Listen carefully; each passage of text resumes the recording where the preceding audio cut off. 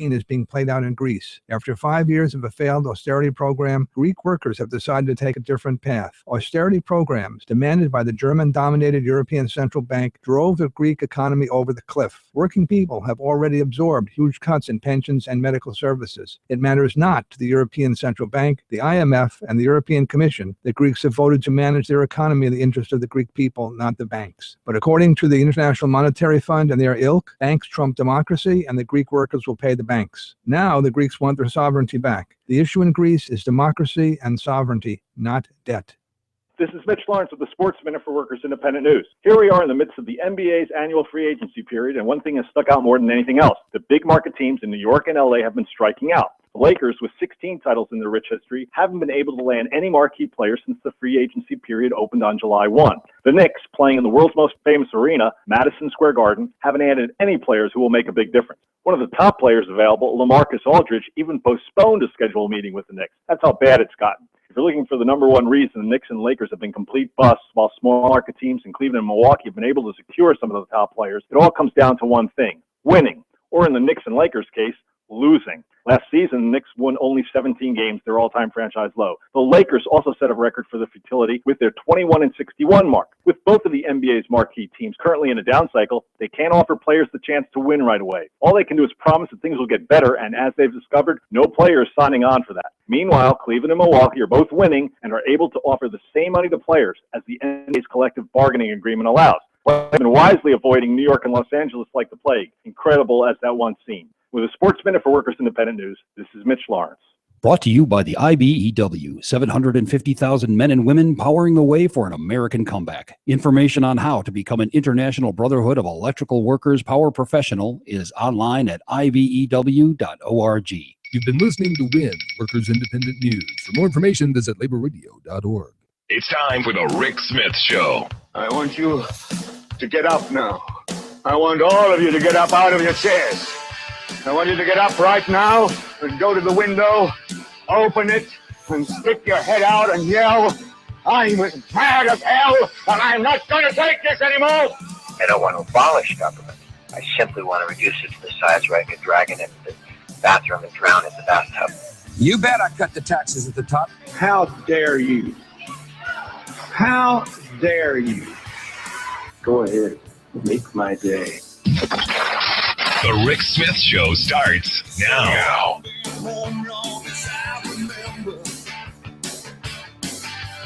This town gonna be here long after I'm gone.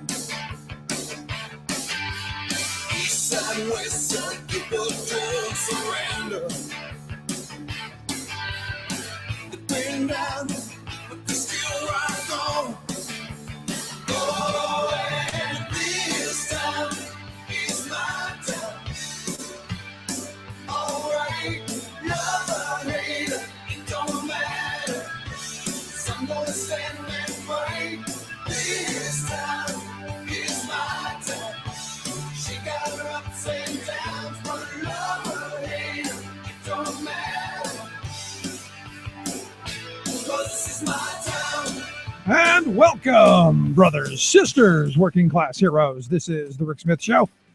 Thanks for being here today on the big program. So much to get to, so much to talk about in the aftermath of the big holiday. I hope you had a wonderful 4th of July, even though a little soggy, a little wet, a little rainy, kind of dreary down.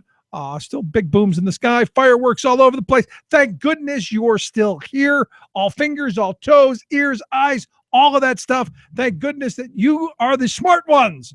You win the award. You are still here. Didn't decide it'd be a good idea to put a firework cannon on your head and turn your brain into mush. Congratulations, you have made it.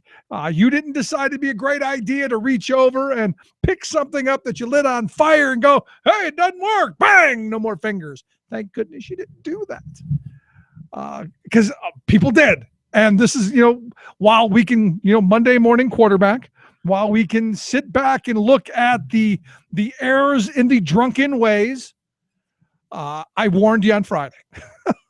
And look, this is a sad, horrible tragedy. This is a sad, sad story of this kid, 22 years old, up in Maine, which I got to be honest, a little surprised it was Maine and not Florida.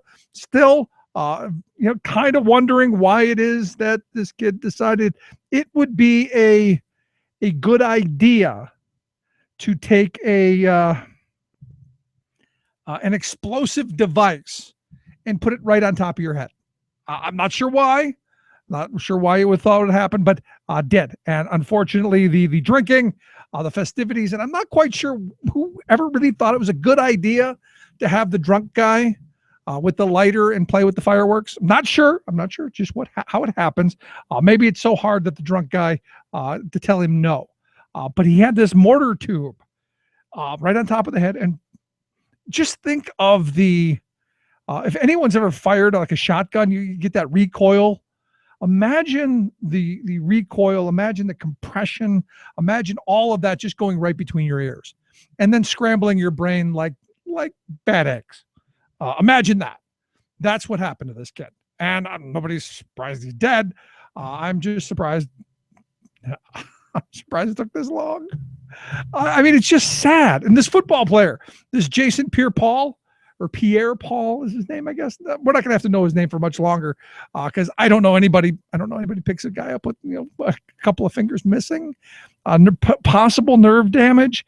At what point? Now look, this is probably the dumbest one. The drunken kid with the mortar tube on the head. Yeah, 22. You don't know what it is you don't know yet. I mean, to be honest, when I was 22, I wasn't that dumb. I made it to 48, so not quite that dumb. I was the one who said, too late. Because I saw a kid do that. He dropped an M80. It's a dud. He walked over and I said, no, don't. Bang. Oops. Missing a couple of fingers. This is the one that very curious to me. You've got an NFL football player worth millions of dollars, potentially worth millions and millions more.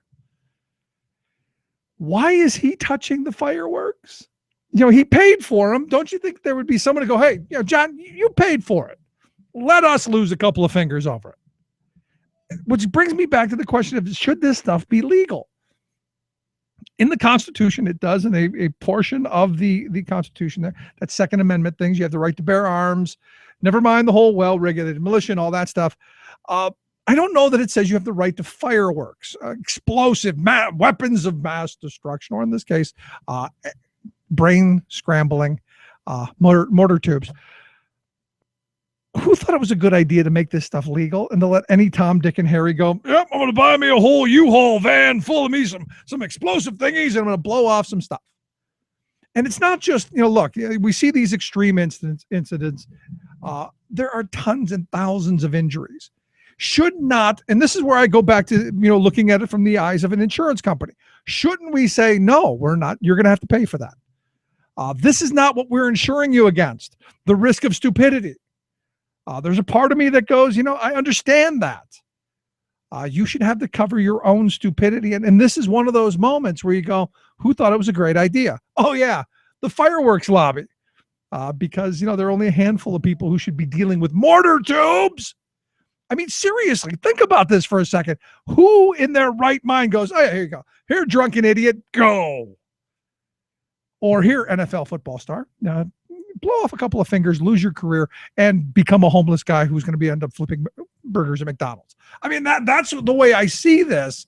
And it's kind of just bizarre to me why this guy, especially this guy, I understand the drunken 22-year-old, but an NFL star with an agent and with handlers around him who rely on him for their meal, can't let the gravy train lose a couple of fingers. Why didn't somebody jump in the middle of that?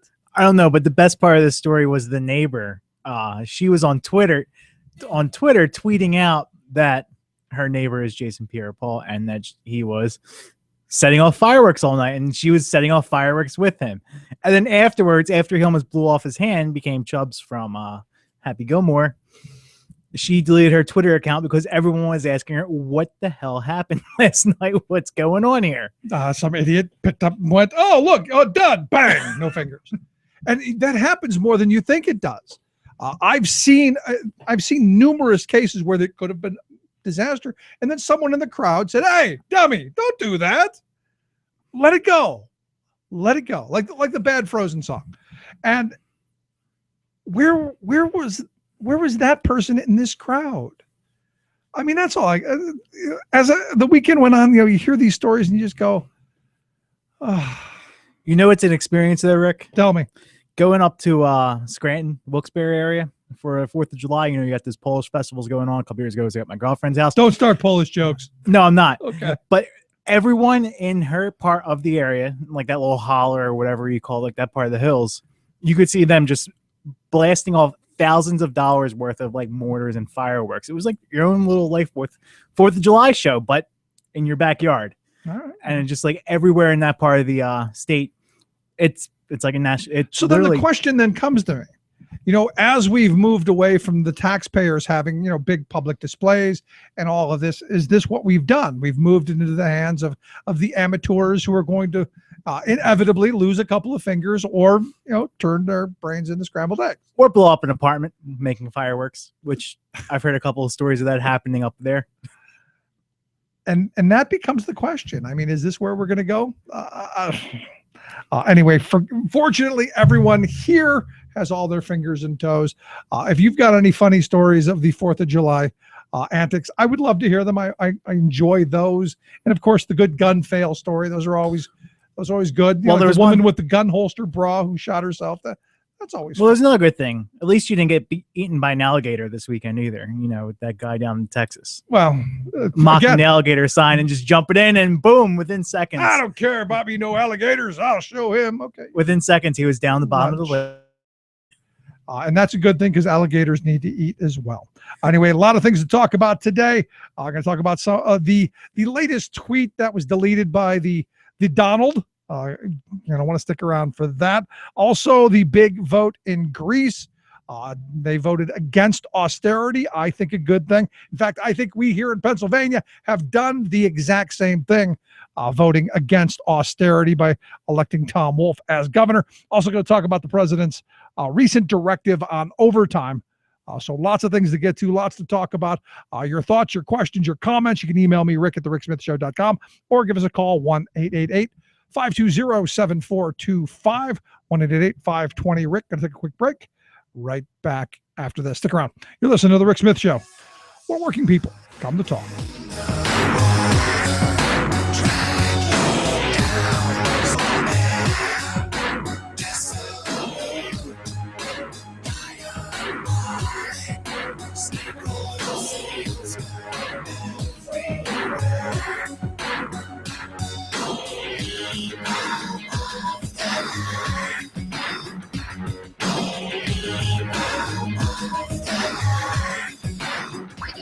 The Rick Smith Show, changing America for the better. I'm Rick Smith, and this is Labor History in 2.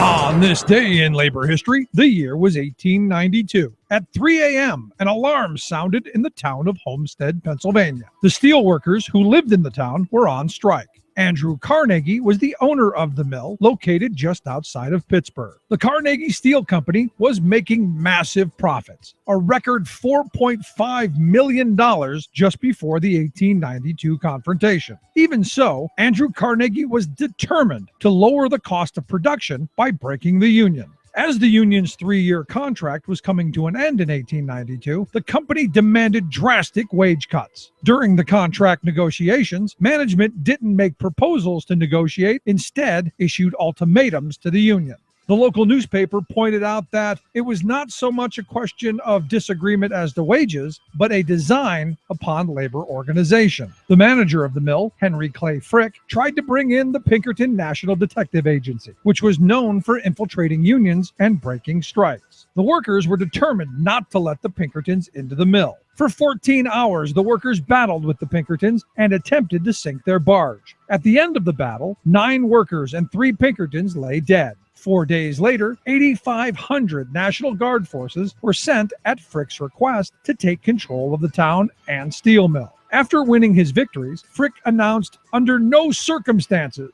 will we have any further dealings with the Amalgamated Association as an organization. This is final." This incident is worth remembering because today, many people are intent on crushing any attempts by workers to organize. I was born in the cold fields of Kentucky. I moved north in 73. Labor History in 2 brought to you by the Illinois Labor History Society and the Rick Smith I Show. found a job.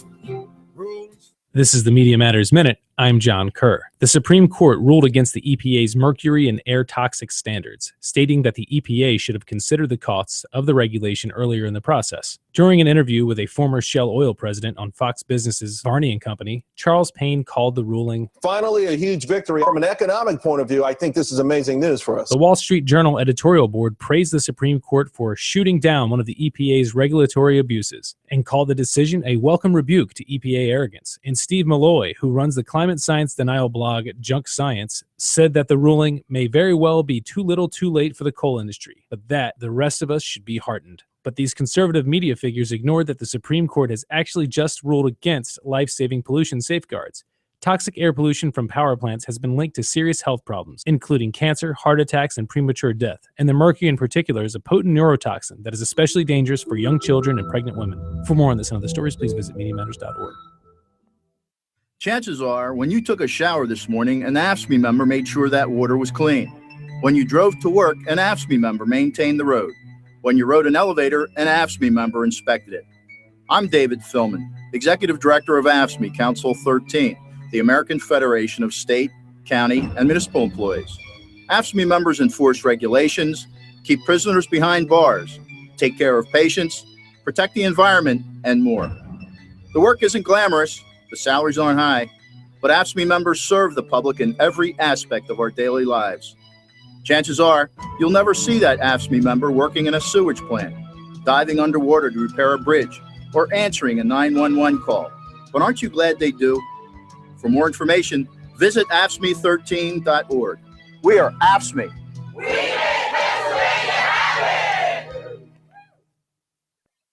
They want to wrap the kids around themselves and say it's about the kids, and it's not. We have 180,000 teachers in the state of Pennsylvania. If we laid off 10% of the teachers in Pennsylvania, we'd never miss them. I am the eye in the sky, looking at you. I can read your mind. I am the maker of rules, dealing with fools. I can cheat you blind. Welcome back to the Rick Smith Show. Check out the website, thericksmithshow.com. And every time I'm going to play that clip for a while, and I think I'm going to follow it up always with, I'm sure we could do away with one state senator. And I know, well, I got to be honest, I think I would miss him.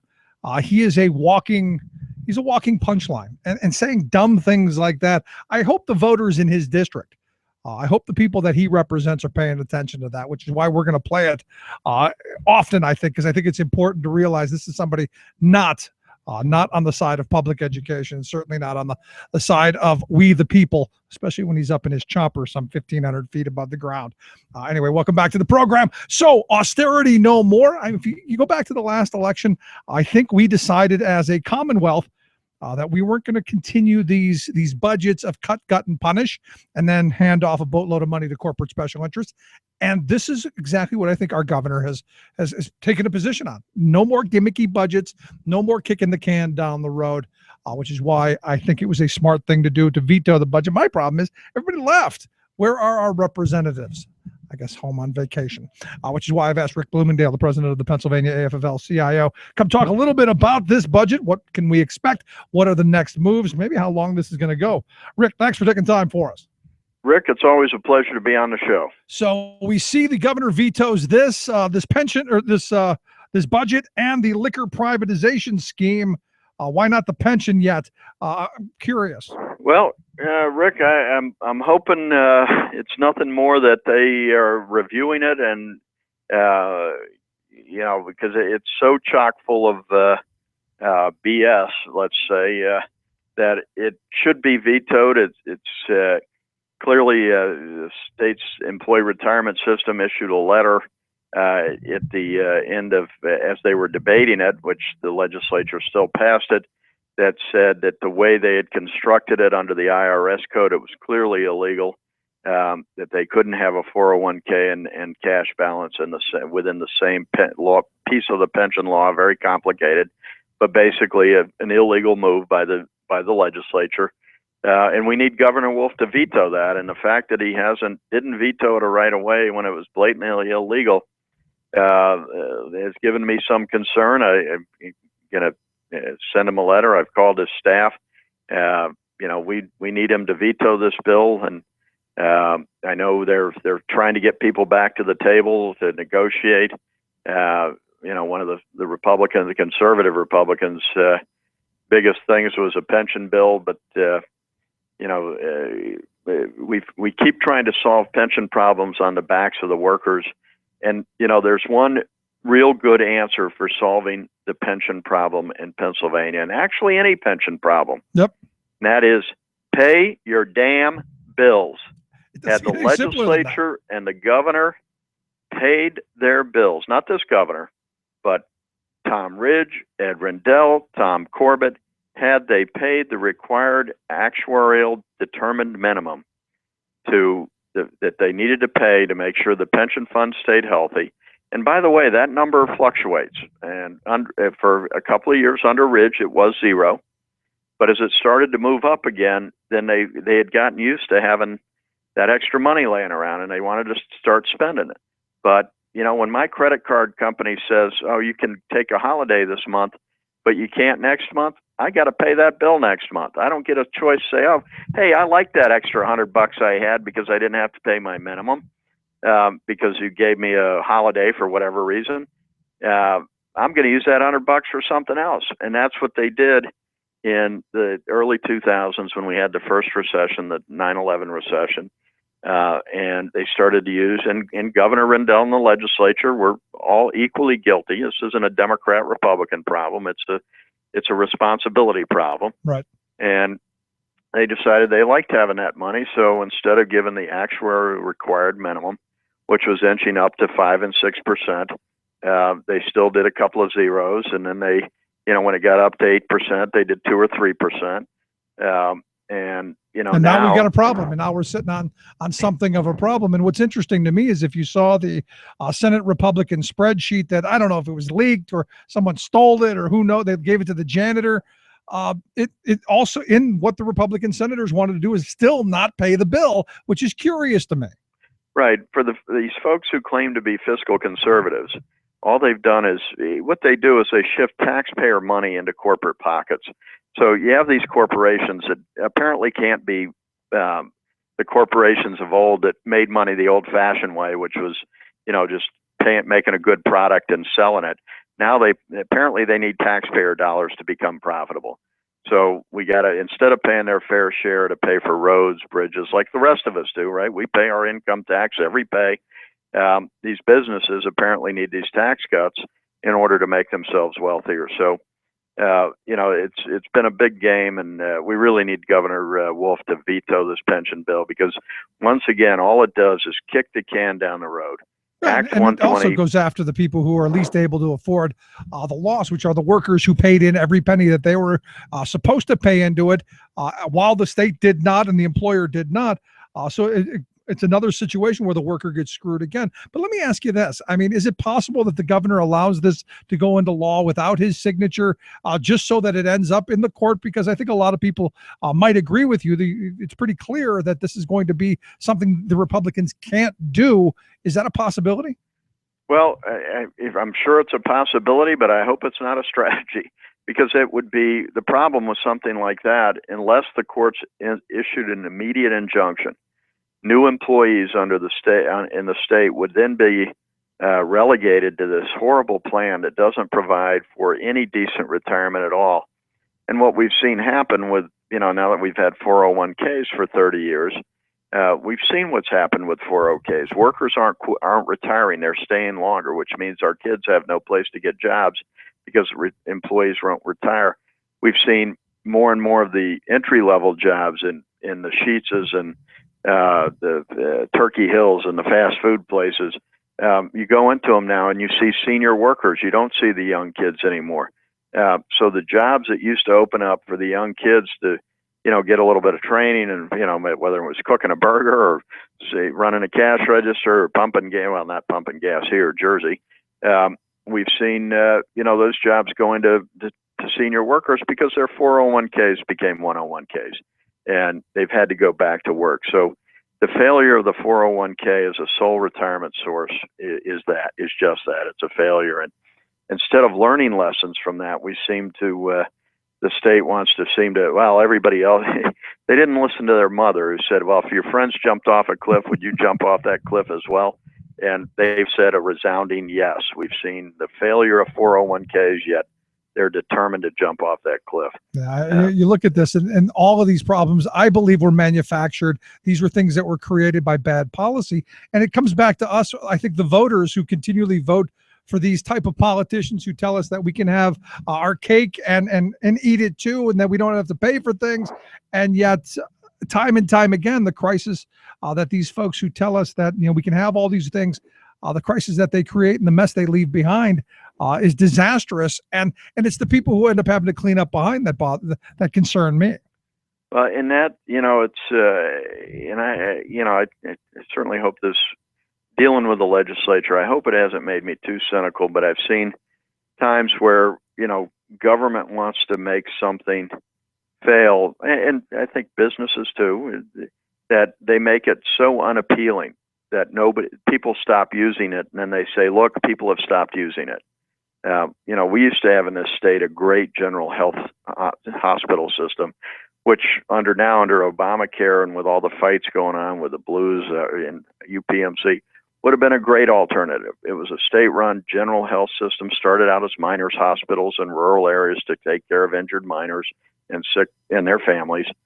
And we made, instead of updating them into the 70s and 80s, they didn't have air conditioning. They hadn't, they were very unappealing. And of course, Governor Thornburg looked and said, oh, look how awful these hospitals are. Nobody's using them.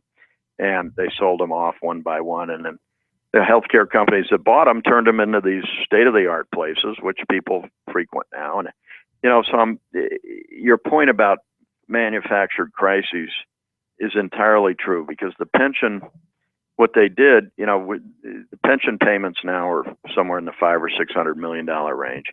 And but over the last 4 years, Governor Corbett cut business taxes almost $1 billion a year. Had we not cut those business taxes, had businesses been asked to pay their fair share, and they used to contribute around 30% of the entire general fund out of their tax part, and most of it was the personal income tax and then sales tax and other taxes. But businesses were always 33%. They put in their share. Right. And, we had good roads, good schools, all that good stuff that went along with that. Their share now is 18% because of tax cuts. And that would be great if they had created thousands, hundreds of thousands of new good-paying jobs, but they haven't done that. We're 49th in the nation. Governor Corbett's tax-cutting policy it created 50,000 jobs, which is pathetic. As we probably lost 70,000. I mean, we probably had a negative. I don't know that. I'm just making that figure up. But I know things haven't been good the last 4 years. And now they say, oh, we're out of money. We've manufactured this crisis. But had we not cut those taxes, we'd have plenty of money to pay their pension obligations. People wouldn't be screaming, we got no money for this or that or the other thing. Well, they've made sure we didn't have money for this, that, or the other thing. And now they just want to take the money out of the pension obligation. Well, I mean, it's what corporate America got away with 20 years ago by stripping all of the workers of their pensions when the companies filed bankruptcy. And to me, this appears to be what the Scott Wagners of the world, who have taken control of our state houses and our national government. This seems to me to be the plan that they've been rolling out for years to starve government down to the point to where we can't, as a state or as a country, fulfill our obligations. And then you go, too bad, all you people are screwed. Well, and I've been reading this book, The Bully Pulpit, about Teddy Roosevelt, and Taft, and that whole period. And one of the things was, that whole obligation. Roosevelt, when he was governor of New York, he'd been a fairly well-off guy, and didn't really. But he started going on these tours of the tenements and the factories, and the way people were treated, and he approached the labor leaders of the time, and he said, what would you fellas do to make what new laws could we pass to make things better? And their response was, Governor Roosevelt, we have good laws, we just need them enforced. There you go. And that's what we need to do. We have good laws in America. What we need to do is to have them enforced. And Ronald Reagan was the first one who started this idea of, he knew he couldn't repeal OSHA. Remember, when he got elected, OSHA was only 9 years old. And it had been the bugaboo of conservatives. They had run ads against it. And, of course, it saved millions of lives since it was instituted. But they were against it, as they're against most good stuff. And so Reagan figured out he couldn't repeal it because it was starting to work, but what he could do is not enforce it. And so he started to cut the budgets to programs like OSHA and OSHA inspectors. And now that you see that more and more, rather than, okay, let's pass a law, but let's not fund it. And if we had folks doing wage and hour enforcement, we'd be, punishing bad employers. And why the citizens of this Commonwealth let employers get away with breaking the law, but then they get so upset when some young kid, and we should, stealing is wrong, but we need to be mad at somebody who steals $1 million worth of wages from a bunch of minimum wage workers, just as mad at them than we are at the guy who robs the liquor store. Well, I'm sure you saw the report. The bank. I'm sure you saw the report that came out of Temple University that said, every week, wage theft in the Philadelphia area, somewhere around $32 million each and every week, which I got to tell you is a whole lot more than $1 million and a lot more than a handful of cigars or a piece of candy off the counter. Right. And those folks should be in jail, just as we send young folks who shoplift to county jail and folks who rob banks to state prisons. Absolutely. If somebody steals somebody's wage, they might as well have walked into their house, put a gun to their head and said, give me all your cash. See, but we need them. Those are the job creators. What would we do without them? And we would put them in jail because they stole people's wages to make themselves wealthy. And at some point, I'm hoping that epiphany happens. I'm hoping folks wake up and go, it's me too. Yep. It's absolutely, and most people probably don't even look at their paycheck stuff. Everything's direct deposit anymore, so they probably don't pay attention. They just see what goes in there, and they don't look to see if the employer might be skimming somewhere, might not be paying the federal taxes that's supposed to get paid, and then all of a sudden you get whacked come April 15th because your employer was skimming on your federal tax, paying the federal taxes. So. People need to be aware that there are employers who are unscrupulous and who will steal your money to make themselves wealthy. It's not all of them, don't get me wrong, but there are unscrupulous people out there. And again, we have good laws. We just have to enforce them. Need to enforce them and people to respect them. It's an interesting point you've brought up because, as I tell all my truck driver friends who aren't in unions right now, the one thing I can say about my 20 years carrying a Teamsters card in my wallet is my employer never once cheated me out of a digit, let alone a dollar. Never anything. It's the one thing that I tell them, that absolutely your time is valuable and you should be paid for every bit of it. That's exactly right. And that union protects you by having a grievance procedure and a way to confront the boss without getting fired, him saying, oh, you're just causing trouble, get out of here. That's what a union does. It protects you from injustice. It protects you from the illegal actions by your employers.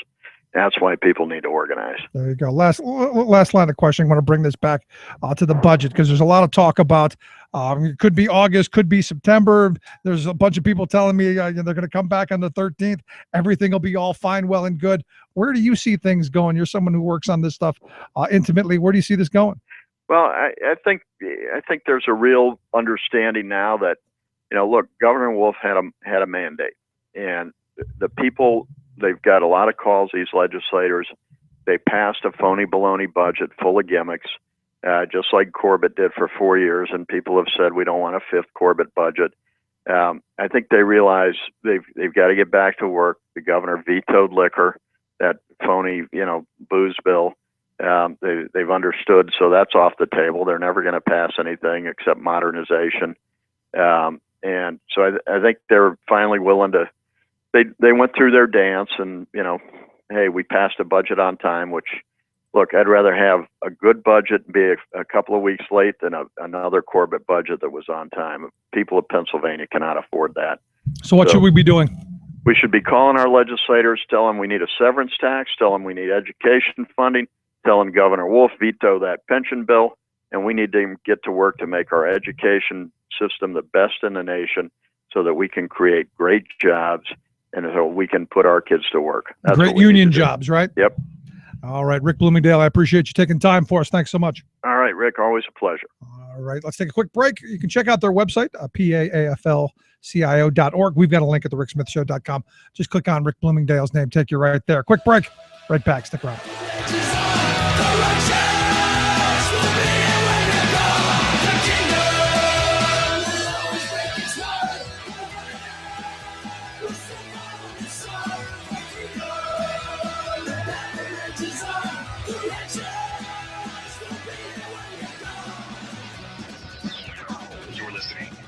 Smith Show.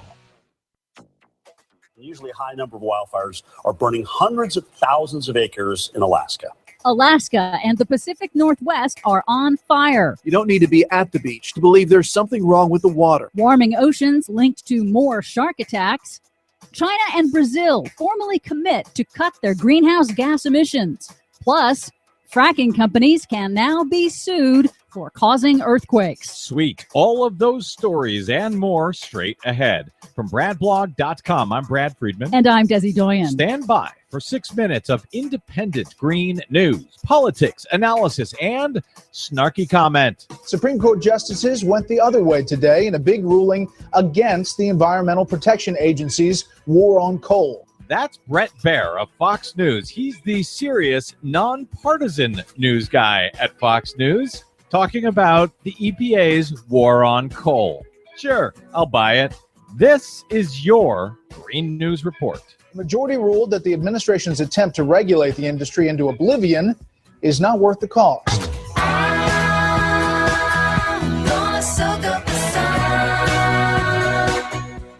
Okay, Desi Doyen, it's just amazing to me that Brett Baer, their straight news guy, talking about the EPA's war on coal and trying to obliterate it out of existence. Just amazing. Yeah, that's your Fox News fair and balanced for you. Meanwhile, in real news, wildfire season is underway with a vengeance across western North America. In Alaska, low snowpack and all-time heat records have fueled more than 300 out-of-control wildfires, which have already burned 500,000 acres so far this season. Now, a new study confirms wildfire season is getting worse in Alaska. According to lead researcher Allison Kennard of ClimateCentral.com, here in an interview on the Weather Channel, Alaska's wildfire season has expanded as temperatures have gone up due to global warming. In about the 1990s, there was a sudden increase in the number of large wildfires. And since the 2000s, Alaska's seeing now on average twice as many large wildfires as what they saw in, say, the 1950s. Huh. I wonder what it is that's going on. Well, it's also not just Alaska. Something else that we saw that's really an indication of these really dramatic changes is the increase in wildfires in the Arctic. In the entire 50s and 60s, there was really only 3 large wildfires in the Arctic. Now we're seeing nearly 10 times that. Since 2000, the Arctic has seen 33 large wildfires. The Arctic is now on fire due to global warming. And Fox News is pretending there is a war on coal. Unbelievable. And global warming is also being linked to a spate of shark attacks off the North Carolina coast. Great. 7 attacks in June alone. Kind of scary now, knowing that this is happening right now. I don't know what's going on and what's bringing them in, but something's causing the sharks to come in close by. What does global warming have to do with shark attacks? Well, scientists with the Florida Program for Shark Research say what's causing the sharks to come in is warmer than normal ocean temperatures and saltier water due to dry weather. Perfect conditions for sharks. You yell shark, we've got a panic on our hands on the 4th of July. In other news, in Oklahoma, the state Supreme Court has ruled that fracking companies can be sued for causing earthquakes. The court ruled that a lawsuit brought by a woman who was injured in a 2011 Tulsa earthquake can now go forward against 2 fracking companies. State and federal geologists have concluded that the fracking process is behind an epidemic of earthquakes in Oklahoma, which now has more earthquakes than California. Amazing. But New York State this week officially banned fracking after a 7-year study on fracking's environmental and health impacts. The New York State Conservation Commission said, quote, fracking poses significant adverse impacts to land, water, air, and natural resources and potential significant public health impacts. So that's good news. Yeah, and some more good news. It's been a big week in the United Nations climate treaty negotiations. Brazil, China, and several other countries submitted official pledges to cut their emissions. Brazil pledged to eliminate illegal logging, since deforestation is a major contributor to greenhouse gas emissions. And UN officials now say the flood of country commitments now covers 50% of global emissions. We're halfway there to an international climate treaty in December. That, even though Republicans have spent years telling me that China would never lower its emissions. China and India, all these countries that are still growing, and they're not going to stop doing what they're doing. The experts agree that a climate policy that does not include massive energy consumers like China and India is essentially meaningless. We can't do it alone as one nation. It's only us doing it. Nobody else is doing this. I don't think we can control the emissions from China and India, nor do they have any desire to control. If we have statements such as we do have from the leaders in China, in India, and other countries saying under no circumstances are they going to accept any kind of mandatory reduction, what are we doing here? I'm starting to think that they and Fox News might be wrong. For much more on all of these stories and the ones we couldn't get to today, please check out our website at greennews.bradblog.com. Don't forget, you can download our reports anytime via iTunes, where I hope you'll give us a good review. Find us and follow us on the Facebooks and the Twitters at Green News Report. From bradblog.com, I'm Brad Friedman. And I'm Desi Doyen. And this has been your Green News Report. We don't get fooled again. Don't get fooled again.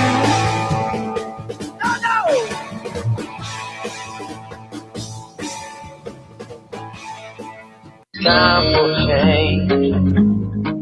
It's time to rearrange.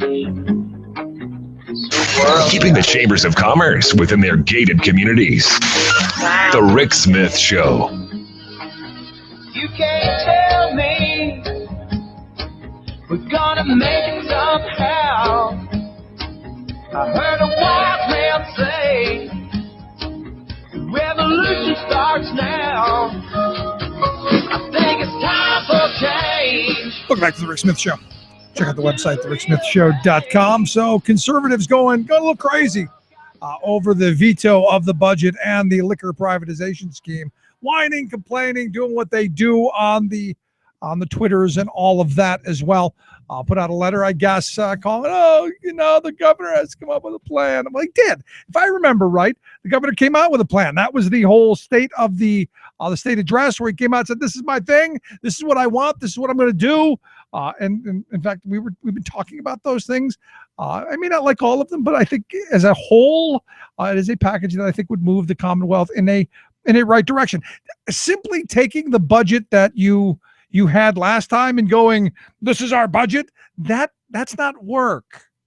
That's not what you did. And complaining that we worked really, really hard. We did. We worked so hard on this crummy budget.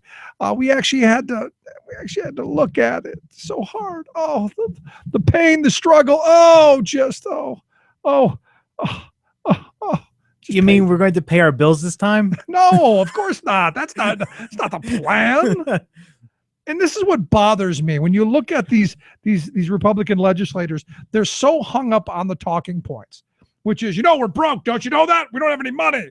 Well, I think Bloomingdale pointed it out, and pretty aptly at that in this state, in the Commonwealth of Pennsylvania, business interests used to pay about a third of the tax, about 30% of the taxes that came into the Commonwealth. They picked up about a third of it, which is, if you want to play in our sandbox, you gotta pay to be in our sandbox, right? Yeah. Now it's down to I've heard actually lower than 18. I think Bloomingdale was being very generous in his number of 18%. But again, who makes up that massive difference? Where does that money that used to come from business taxes and used to come from the business community, where does it come from? Well, I mean, Gordon Denlinger has a good idea. More cuts. That's where it's going to come from. Oh, yeah.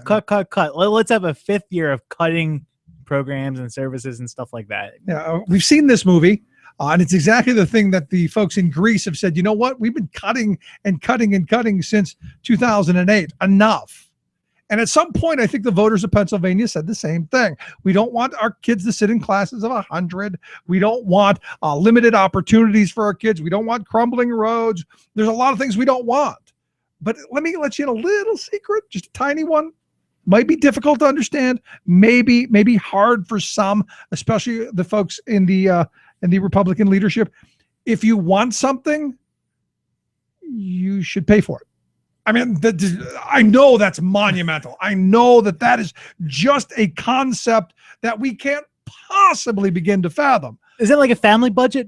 Like, families got to budget that into their. It's one of those things. It's something we do at the Smith household.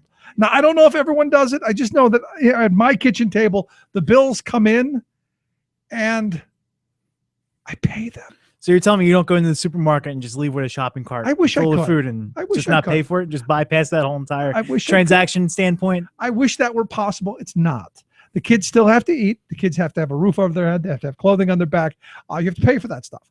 Just like we here in the Commonwealth of Pennsylvania, if we're going to use this idiotic kitchen table analogy, which I despise, by the way, because government does not run like the Smith household. It just doesn't. It's got concerns well beyond my short window of being here on this planet. It's got infrastructure concerns. It's got things generational that we've got to have visionary people who go, you know what? Wouldn't it be a good idea to put public transportation in so the roads don't get so crowded that they're just congested all the time? Wouldn't that be a good idea? I guess I could, in the Smith household, we think about that a little bit. We got 4 bedrooms. We probably shouldn't have more children than go in the bedrooms. I kind of maybe can see the point there. But at the end of the day, I don't know that they fit really well. Just kind of a thought. I never got that whole entire argument to begin with. I mean, because it's called dumbing it down so that you feel you're smarter than everyone else. Because the point of government is to run deficits. I mean, sorry, running deficits. It's not. I think running deficits are a good. Everyone runs deficits, and you need to have that in order to make things work. Have that transaction going through. I mean, but it's also to sustain. My definition of government's a little different than yours. I believe government, it does the things that we collectively can do that individually we can't. Sustain a society. That's it. I mean, all of those things that we want, like an educated populace. I don't know anyone who's going out, no, I really want a stupid society. I want the dumbest people doing the dumbest things possible. Well, maybe for my entertainment, like putting a mortar tube on their head or picking up fireworks. I think that, okay, a little entertainment, but I don't know that I want a society full of people. Or people running our government who do that type of stuff. That would be fun. I'd actually pay to see that. But, I look at this and I think we've said as a society, there are things we want. We want infrastructure. We want education. We want investment in research and development and all of these things. You have to pay for it. Isn't that hard? Am I the only one who gets this? I don't think it's difficult. And it's like money just grows on trees. I mean, literally, when I was growing up, my mom always told me money does not grow on trees. No. You move to Harrisburg, and supposedly there's a money tree around here somewhere the Republicans are just tapping into because they don't know where to get the money from. Well, I don't know that's a money tree. I think that they think that there should be no money coming in, that they believe there's some big pit somewhere behind the office of waste, fraud, and abuse. And there's this giant hole and a fire pit underneath and the gold-plated door that, people are just wasting our tax dollars with. I would argue there is a giant hole of our taxpayers' dollars being sucked out, and it's the Republican leadership who keeps passing these crummy bills like this budget that all it was we'll just cut and paste last year's into this year. We'll call it work. I'm sorry, I just don't buy that. Or again, with the fetish, with the wine and spirit shops, with the liquor privatizations, nobody wants that. And here we go over the weekend. Ed Marsico, which is Rep. Marsico's I think brother, who's the attorney from Philadelphia. Right. There is a multi-million-dollar renovation of a wine and spirits store going on, I think in Cumberland County. And he took a picture of it, tweeted it out, and said, "Isn't this a disgrace that you can't get liquor on the 4th of July? This is while that liquor store is under renovation. It's closed for months anyway." You know what else I couldn't get on the 4th of July? Pizza. All the pizza places in my neighborhood were closed. Why? Because it's a holiday. Because they were honoring the 4th of July, you nitwit. Because they said you should go home with your family and spend it on a family day. And there's number one right there. That's the reason I don't want privatized liquor, because you've got some dimwit like that who doesn't go, you know what, 4th of July is coming up. We might want to have liquor at our party. We should buy it the day before instead of having go, gee, I just got this impulse to have a whole boatload of liquor. I did buy a 6-pack of beer over the weekend, or a 12-pack at the local, You didn't bring it from New Jersey, did you? No, I didn't. I actually bought it at Glenn Miller's across the river. But free PR, good for you. Yep. But you don't get paid for that, do you? No, I don't. But one thing that does, you're talking in the previous segment with Bloomingdale about older people going back to work. I was making ribs. I make great ribs over the weekend. That's an opinion. Okay. And I was in the dollar store getting my little aluminum tray. The lady behind the counter must have been over 75. And it just amazes me every time you go into these supermarkets, these type of stores, the amount of senior citizens that are now back at work, taking up the jobs of the kids, jobs. And now, they have nothing to live off of. Well, and the conservatives would say, and I've had this argument, they're just bored. They need something to do, and they really like to work. No, they don't. I don't know any old person that wants to go back to work at 70, 75. Oh, come on. They really love to work. Isn't that what Pat Robertson said? They don't want to get thrown out like trash. They just really like to work. What, the televangelist said that? Yeah. They want to. He wants to raise the retirement age up to like 75 or something, because people really like to work. But I look at this, and again, you come back to this budget, which again I think is just ridiculous. There's nothing really that I can point to that's any different than the last time. Maybe a couple of dollars they put back into education just for the show of it, because overwhelmingly the voters of this Commonwealth said we value education. So they put a couple of pennies back, and I think it's like 3 cents a student was the number that I came across. Yeah. And that to them is a major investment. Give a penny, save a student. It's a great slogan. Or 3 pennies. And I look at this and I just go, at some point it's us. This idea, and this is what's always frustrated me. There are so many people who say, well, it's up to the politicians. We're gonna vote for this guy, and this guy's gonna do it. No, these people are all the problem. And I think Bloomingdale hit it on the head when he said, look, this pension situation, this was bipartisan. They were bipartisan okay with not paying their bills. And it's all because of us. We've bought this idea that they can continually to cut taxes, they can continue to starve government, and then we still want our trash picked up and our roads done and all of the stuff that government has done over the years. We still want all the goods and services and all of that stuff, but we just don't want to pay for it. And we've been told by the conservatives that we can do that. Greece did that. They didn't collect taxes for the past 5 years, and look what happened. And look what happened to them. And this is what the conservative ideology is going to get us. Only it's hard to explain to folks. I remember watching one of the West Wing shows not too long ago, and the guys, the cab drivers complaining, well, the other guy wants to, you want to raise my taxes. And the guy's like, we're not talking about raising taxes on you. We're talking raising taxes on the billionaire class and the corporate class who have walked away from our country in so many ways. And that's the thing that's frustrating to me. You can't get people to go, raising taxes is not necessarily pointed at people who don't have any money. If you need revenue into your government, you go after where the money is. And it's not you driving the cab. It's not you driving the truck.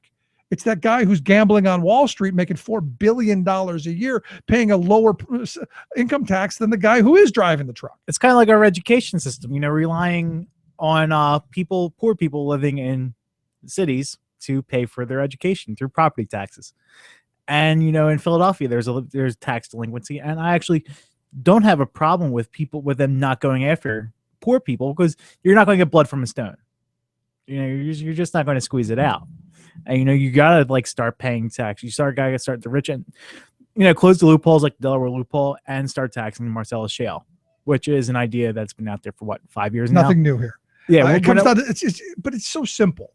And this is where I talk to my bumper sticker sloganeering conservative friends and say, look, it's very simple.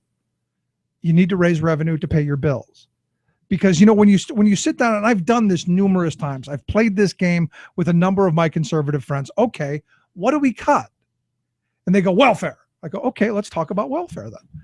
There's a family down the street that collects welfare. They get the food stamp little EBT cards. Are you going to take food off of their table? Well, no, not them. Well, who? Who are you talking about? Because the reality is, and we know this beyond adventure, that the fraud rate in the welfare system is almost 1%. So you're rooting out waste, fraud, and abuse, and that is good luck. It's almost impossible now because it's almost non-existent. So now you're talking about literally taking food out of the mouths of children. Is that where you want to start cutting? Well, no. Okay, where do you want to go next? Well, the Medicare, the Medicaid system. Okay. I was an 11-year-old kid, had asthma really bad, passed out on someone's porch, almost died. Do we let me die on the porch or do we take me to the hospital? And all of them say, no, we should get you health care. It isn't rocket scientists to say there are things that we need, things that we as a society say are important because, hey, you know what? It could be us that need to have food to put in our kids' mouth, and it could be us who need that health care to take care of our children. So I just asked my conservative friends, where next? We have cut. We have done everything that the austerity monkeys have wanted us to do. Where next? Do we then say, Granny, sorry, no raises in Social Security? Cat food's going up, but we can't afford it. We can afford tax breaks to the big corporate special interests. We can do all of this stuff for the lavished and the well-heeled, but sorry, Granny, you're out of luck. SOL. Is that it? And I've yet to have any conservative say, yeah, that's it. Okay, how about Granny? Should we kick Granny to the curb when she gets sick? My grandmother, who's had a number of life-saving procedures. Is this where we go next? Sorry, you're capped at $1 million for Medicare. Once you hit that, sorry, off to the old farm with you where you'll just sit and wither and we can dump you into the pond. And no, because they know eventually they're going to be there. So this is my problem. You talk with all of these conservatives, and I've had this, like I said, I've done this dance before. Nobody seems to go, okay, well, that's it. There are no silver bullets here. So the answer is, do we want these things or don't we? Do we then say that we're going to raise taxes and pay our bills, or do we have people dying in the streets? And I know that, that's reality. Sorry, reality. Yeah. Simple stuff.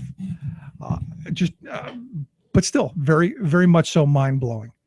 And you go through these discussions with folks, and to me, at some point, the hope is that that they pay attention. Just very, very strange to me.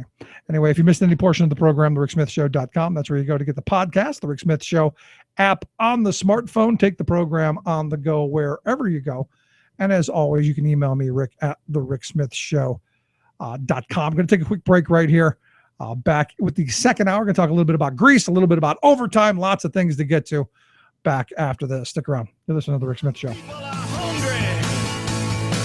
and my people are through. Me and my people are ready. Me and my people are just about due. I'm a massive airstrike on a beautiful night. Yeah, it's my song I'm singing. Somebody better start counting. We're coming out swinging. Not right wing, just right. The Rick Smith Show. Would you dive 14 feet deep in the Susquehanna to keep a bridge safe? Would you spend night after night with prisoners to keep your community safe? Would you spend Christmas Eve plowing snow to keep roads safe? AFSCME members do. Men and women who choose to serve in public service. Mine inspectors, 911 dispatchers, healthcare workers, parole agents. You may not think about them, but no, they're all thinking about you. This message brought to you by AFSCME Council 13. You're listening to The Rick Smith Show. For more information, go to thericksmithshow.com. If you've missed any portion of the program, you can download the podcast at thericksmithshow.com. You're listening to WIN, Workers Independent News, a production of Diversified Media Enterprises. For Workers Independent News, I'm Joanne Powers. Voters in Greece soundly rejected austerity measures in Sunday's nationwide referendum. Nearly two-thirds of voters opposed a deal from creditors that would support Greek banks while demanding significant cuts for social services and pensions amidst high rates of poverty and unemployment. With austerity off the table, the Greek government is seeking to meet with creditors to seek common ground, but the economic ramifications of the vote remain uncertain. In this Win News analysis, executive producer Frank Emspek considers the Greek vote. We here in America just celebrated our Independence Day. One of the drivers for American independence from Britain was the desire on the part of New England merchants to manage their trade. Tea drinkers of the time opposed a sales tax imposed by the British Crown. They threw the tea in the harbor. They wanted economic independence and sovereignty. A similar scene is being played out in Greece. After 5 years of a failed austerity program, Greek workers have decided to take a different path. Austerity programs demanded by the German-dominated European Central Bank drove the Greek economy over the cliff. Working people have already absorbed huge cuts in pensions and medical services. It matters not to the European Central Bank, the IMF, and the European Commission that Greeks have voted to manage their economy in the interest of the Greek people, not the banks. But according to the International Monetary Fund and their ilk, banks trump democracy and the Greek workers will pay the banks. Now the Greeks want their sovereignty back. The issue in Greece is democracy and sovereignty, not debt. This is Mitch Lawrence with the Sports Minute for Workers Independent News. Here we are in the midst of the NBA's annual free agency period, and one thing has stuck out more than anything else. The big market teams in New York and LA have been striking out. The Lakers, with 16 titles in their rich history, haven't been able to land any marquee players since the free agency period opened on July 1.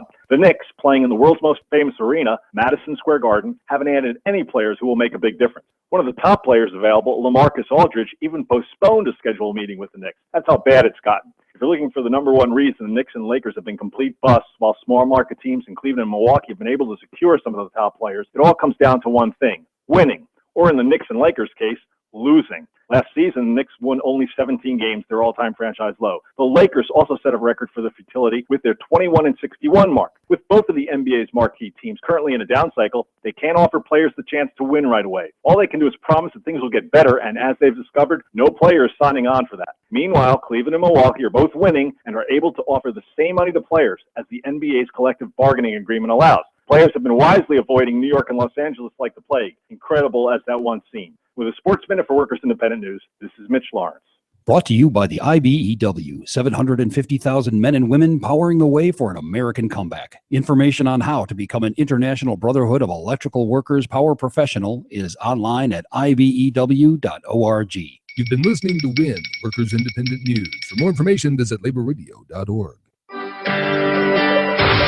Exposing that free trade is never free. The Rick Smith Show. I got 800 miles of open border right outside my door. There's Minutemen and little pickup trucks who declared their own dang war. Welcome back to the Rick Smith Show. Check out the website, thericksmithshow.com. Questions, comments, something on your mind, you can email me, Rick, at thericksmithshow.com. So over the weekend, very interesting little back and forth on the Twitters with the Donald, or the real Donald, not just the Donald anymore. It is the real Donald Trump. The real Donald Trump tweeted out that Jeb Bush has to like Mexican illegals because his wife is one.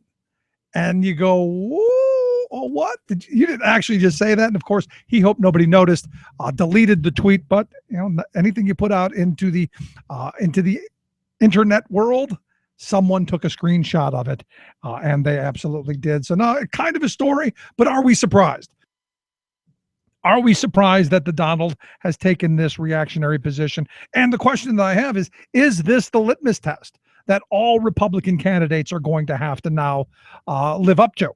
Here to talk a little bit about it, I've asked Christian Ramos. He is the Director of Communications and Outreach for Media Matters Hispanic Media Project. Christian, thanks for taking time for us.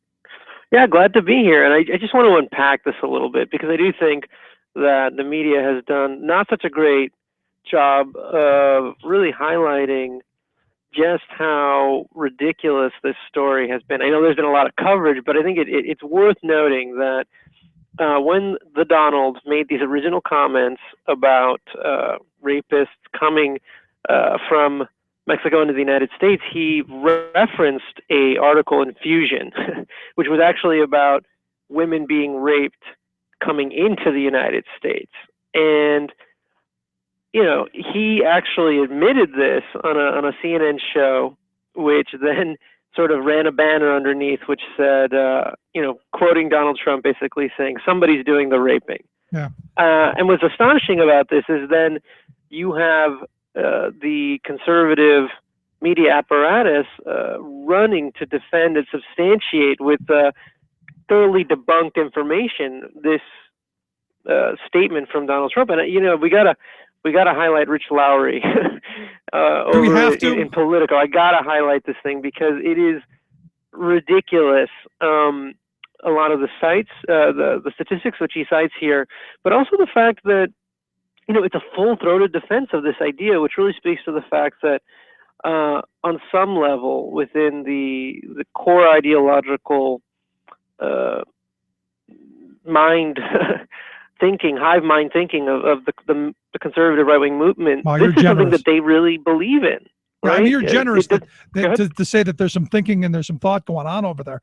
This just seems to me to be all angry white guy reactionary politics that brought to us by angry people like Trump. And it isn't surprising to me on any level that Trump has risen to the top of the heap, so to speak, because we've had this culture of anger and frustration by the white middle class working folks for 30 years now, that this is just kind of that festering reason that it's gotten to this point. And the other thing that's interesting, and then from our perspective at the Hispanic Media Project over at Media Matters, our real thing here is let's talk about the issues and let's not really worry about per se whether or not somebody can speak Spanish or so on and so forth. And I feel like this is an issue that's very critical of that, because look at somebody like a Senator Ted Cruz. I want to read his quote here for everybody. I don't think Trump should apologize for speaking out against the problem that is illegal immigration. We're also a nation of immigrants, and we should celebrate legal immigrants, which is fascinating, right? Because, it completely ignores exactly what the Donald said, and it also sort of lets him off the hook in a lot lot of ways. Yeah, and even worse, he went on to salute the Donald for focusing on it, the need to address this, and said that the Washington cartel supports amnesty and amnesty is wrong. And again, this is playing to that angry base, the angry folks who for years have been saying all of their problems, everything that's gone wrong in that American dream that they were sold as kids, is because of these folks who are simply coming across the border to try and find a better life. Yeah, and I think going down the list, interestingly, Governor Bob Jindal, he said, and this is the tanned one, the guy who's got a tan. Yes. Well, the thing that I think is crazy is he says, I don't view people as members of ethnic groups or economic groups. This president has done too much to divide us, so obviously I disagree with Trump's comments. I think we need to look at people as individuals. So, again, there's this sort of excusing or parsing of these statements to somehow defend it. Rick Perry's another one. He's failed at the border. Now he's critical of me. He needs a new pair of glasses to see the crimes committed by illegal immigrants. That's Trump on Perry. Perry says that he was offended by his remarks, but that, Rick Perry and Donald Trump, their views on the border and immigration, are echoed in the right-wing media that we've seen coming for years. Yeah.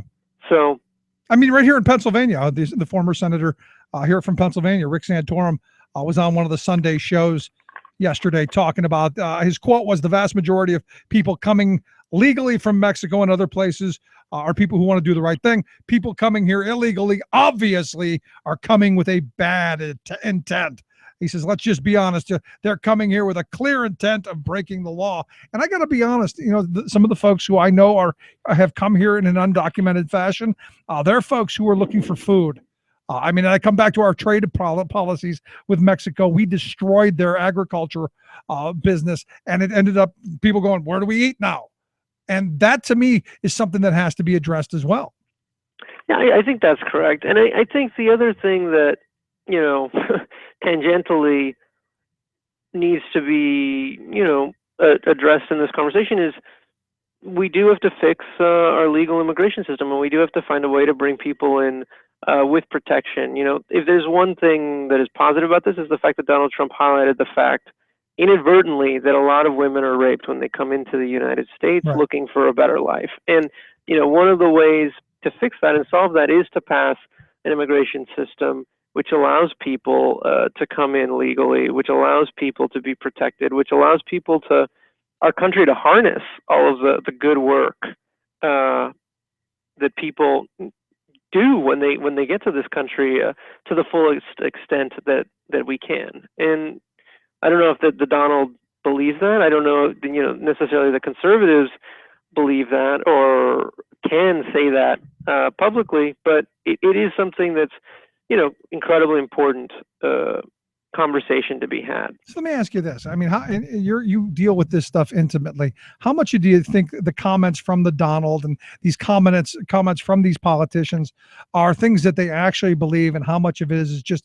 feeding red meat to the base? It's interesting. I don't know that Donald believes anything he says on any given thing. He's an entertainer. I think that's what he does, and he's trying to get as much headlines as possible. But I do think, and I think this is what is frustrating, offensive, however you want to use it, is that in right-wing media, in conservative media, in your Steve Kings, in even your Ted Cruz, I would extend this to, there is this need to demonize and diminish what so many people bring to this country as a way to sort of lift themselves up. And I think that is problematic and quite frankly, frustrating for the progress of our country. But right? as a listener, don't you know that this gig that I do here is a hey, look at me kind of gig? You're always looking for somebody to say, hey, look at me, and to get some attention. Isn't it us who should be going, that's just out of bounds? That kind of, the whole thing, the reason Jeb Bush is in favor of immigration is because his wife is in favor of it.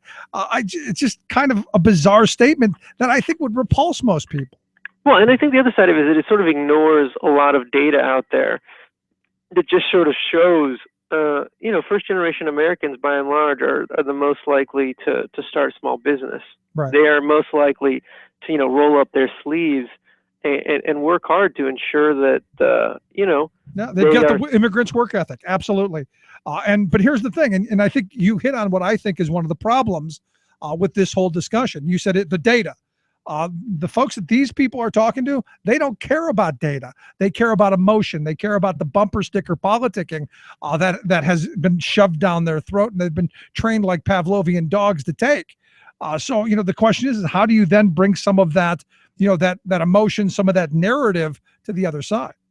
Well, I think the other thing that is fascinating to me is as you're looking towards 2016 and the Latino vote is, or voting in general, right? I think this type of stuff does motivate certain segments of the country to vote. I think this is something that is absolutely calculated by the Donald and those within the conservative Republican Party who really embrace this stuff as a means to get their folks out to vote. The question is on the Latino side, at one point you sort of just get fed up and get out there and really speak with your vote. And just sort of say, hey, you know what, this stuff isn't acceptable. I think it's very interesting that you had corporations like Macy's and the whole list of them. All these guys who have said, no, this isn't acceptable. And, the Republican response and the conservative response has been, tepid to say the least. But there's also this other side of it, which is this is a real opportunity for Latinos and voters to go out there and say, hey, this is not okay. This is not the country that I want to live in. And, we need to make sure that people understand that when they say this stuff, there are consequences, because make no mistake, there's only one party that says this stuff. There's only one party that really believes this stuff at the core of their ideology. I mean, let's look at the 2016 election, the Republican convention, what they're going to talk about, right? Let's look at what their actual platform will be. It's going to be get rid of the ACA, get rid of DACA, DAPA, get rid of, climate change, all of these things. I mean, I'm sorry, get rid of the being involved in the International Climate Change Treaty, right? They really, all this stuff that really helps our community, they don't want to be a part of. And I think that's something that the media can do a better job of covering. I think that that's a conversation that the Donald started. How do we, make sure that people are aware that it's not just the fact that these guys say crazy stuff. It's that on the core issues that matter to them, they're just wrong. They are not on our side. Yeah, they're just wrong. But let me ask you this, because I have several people that I know who have immigrated to this country, and they've been trained as well to look at people who have come here in an undocumented fashion with a jaundiced eye as well. And so, is it, obviously you're the one working with the Latino community. Is there kind of a split there, or do folks realize that, when people came across the border, they were looking for a better life, and that they're not all thieves and rapists? Well, I think the issue here is within any constituency, there's varying views on how all this plays out. And the Hispanic community is not monolithic. There's a lot of different views. Now, I don't think, the majority of folks view immigrants as rapists or thieves or so on and so forth, but I'm sure there are people who think that the border should be, security should be stronger and so on and so forth. Right. Just as there is sort of that complexity in viewing, I think there also has to be a similarly reinforcement of the notion that, regardless of what you think, there are facts. You're entitled to your opinions, not your facts. And I think that's where things, the work that we do here at Media Matters does become important, because we have to be able to contextualize these conversations in some very basic facts. And that's interesting, because the last point I wanted to get into is, you look at the media coverage of Latinos or African Americans. The evening news is full of, somebody doing a crime, somebody committed a murder. It's all of these horror stories that I think people are trained to believe the Donald when he says, they're all thieves and rapists, because that's most people that I know's experience, that's the extent of their interaction. And I laugh because it's such a huge conversation, a huge can of worms that you just opened up. But I mean, that isn't a problem. But I also think the bigger issue is that within the media landscape, you are not including African Americans and Latinos in conversations beyond a set of core issues, which everybody says. So for Hispanics, we actually put out a report. The number one issue that they're asked to talk about is immigration. African Americans, it's I believe civil rights issues and things like that. But the issue becomes on the economy, on healthcare, on jobs, on all these, kitchen sink issues. Our community really isn't included in those national conversations in the media. And that's problematic because, to your point, people only respond to what they see on television. And if you have kids out there who don't see themselves represented in these other conversations and only depicted as drug dealers or, all the things you just listed, then it becomes much easier for people to demonize our community, if that makes sense. So it's a very important conversation to be had in the media. And what I think thank you for having me on the show. And I would love to have you back. It was great talking to you because this, I do believe, is going to be one of those 2016 presidential issues that I think is going to keep coming up again and again, because I think these guys have tuned into their base wants it. They're just feeding the crowd, I think. Yeah, I agree. And I think as much as people can recognize that this stuff isn't acceptable in our society anymore, that is a media, but also a political thing. You have to stop people at the ballot box and let them know that this isn't acceptable. So, and that's why elections are so important, and the right to vote is so important. Christian, I appreciate you taking a little time for us. I'd love to have you back again sometime real soon. Absolutely. Thank you so much. You have a great one. You too. Thanks so much. Christian Ramos, Director of Communications and Outreach for Media Matters Hispanic Media Project. Let's take a quick break. Right back after this. Stick around. Listen to The Rick Smith Show. For working people from the top. Crazy. I will wait till she betrayed me. Now my vision is no longer hazy. I'm very lucky to have my crew. Bitch to find me when she flew. I've been knocked down, beat down, black and blue. She's not the one coming back for you. She's not the one coming back for you. If I fall back down, you're only back over again. If I fall back down, you're gonna be my friend. I'm Rick Smith, and this is Labor History in 2. On this day in labor history, the year was 1892. At 3 a.m., an alarm sounded in the town of Homestead, Pennsylvania. The steelworkers who lived in the town were on strike. Andrew Carnegie was the owner of the mill, located just outside of Pittsburgh. The Carnegie Steel Company was making massive profits, a record $4.5 million just before the 1892 confrontation. Even so, Andrew Carnegie was determined to lower the cost of production by breaking the Union. As the union's 3-year contract was coming to an end in 1892, the company demanded drastic wage cuts. During the contract negotiations, management didn't make proposals to negotiate, instead issued ultimatums to the union. The local newspaper pointed out that it was not so much a question of disagreement as to wages, but a design upon labor organization. The manager of the mill, Henry Clay Frick, tried to bring in the Pinkerton National Detective Agency, which was known for infiltrating unions and breaking strikes. The workers were determined not to let the Pinkertons into the mill. For 14 hours, the workers battled with the Pinkertons and attempted to sink their barge. At the end of the battle, 9 workers and 3 Pinkertons lay dead. 4 days later, 8,500 National Guard forces were sent at Frick's request to take control of the town and steel mill. After winning his victories, Frick announced, "Under no circumstances will we have any further dealings with the Amalgamated Association as an organization.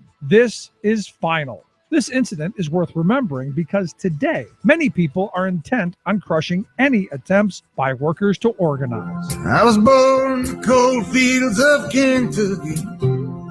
I moved north in 73. Labor History in 2 brought to you by the Illinois Labor History Society and the Rick Smith Show. Found a job. Tales of American Political History with Clinton Porter Hackney. American history is riddled with the stories of one military conflict after another.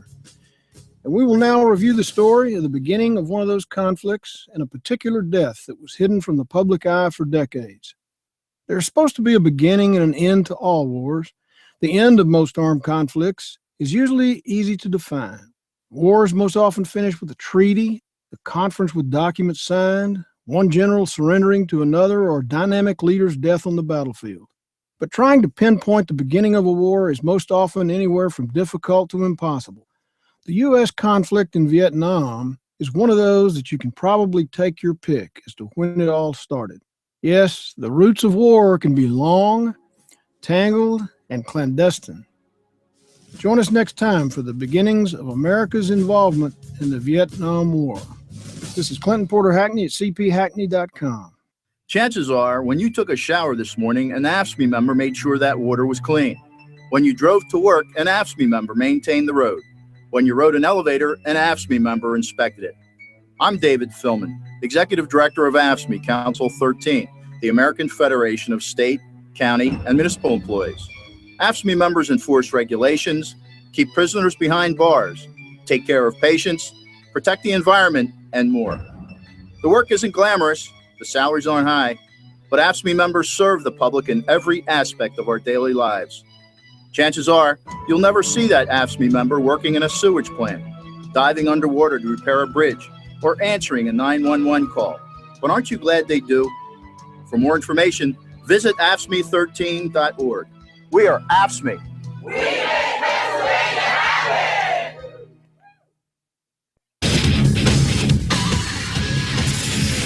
The proud defender of the American dream, Rick Smith.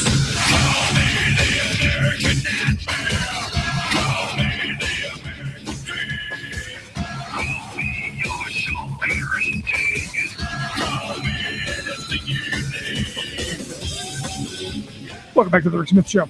Check out the website, thericksmithshow.com. Questions, comments, something on your mind. You can email me, Rick, at thericksmithshow.com. Big news today. It appears from the story that I'm seeing, it appears that the Confederate flag will be taken down in South Carolina. Of course, interesting debate that the devil's taking over, and it's the end of sovereignty. It's the end of our God-fearing Christian nation, all of that stuff. And you look at some of the folks who've thrown their name into it. Look at this Senator Bright. From the great state of South Carolina, their state senator, Lee Bright, not so bright, who's said it's clear in the Bible. It's clear that this is a Christian nation, Judeo-Christian principles. We're under attack. Men in black robes. The whole tyrannical 5-judge thing.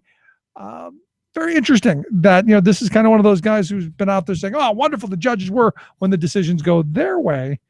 Not so much this on this. Now NASCAR, if you remember, NASCAR had said that they were not going to have the Confederate flag at NASCAR events. Found this very interesting because how are you going to enforce this if you're NASCAR?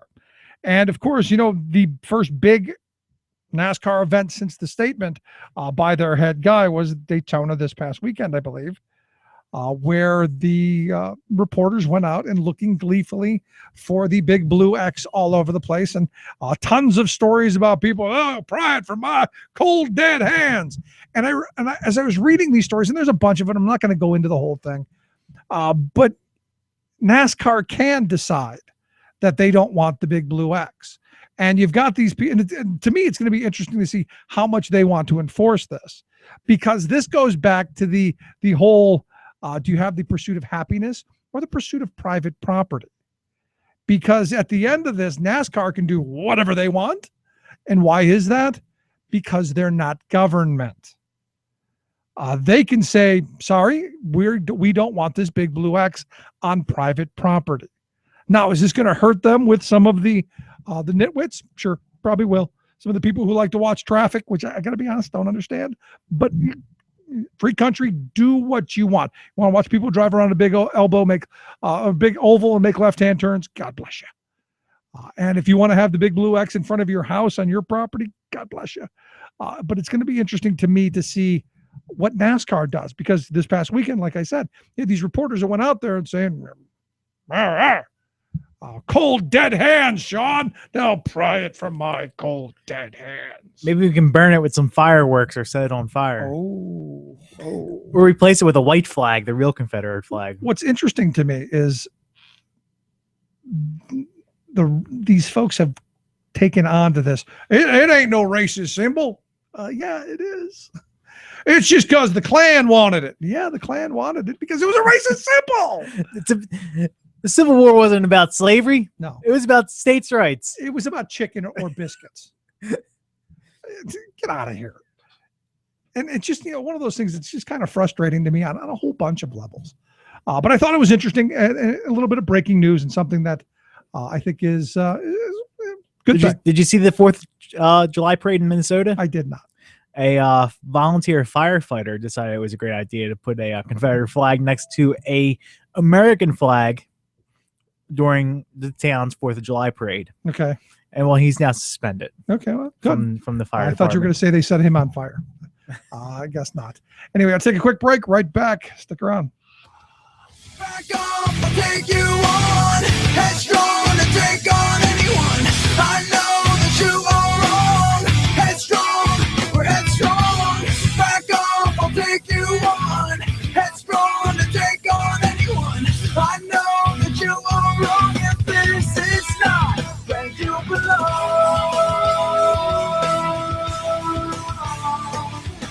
I won't give everything away.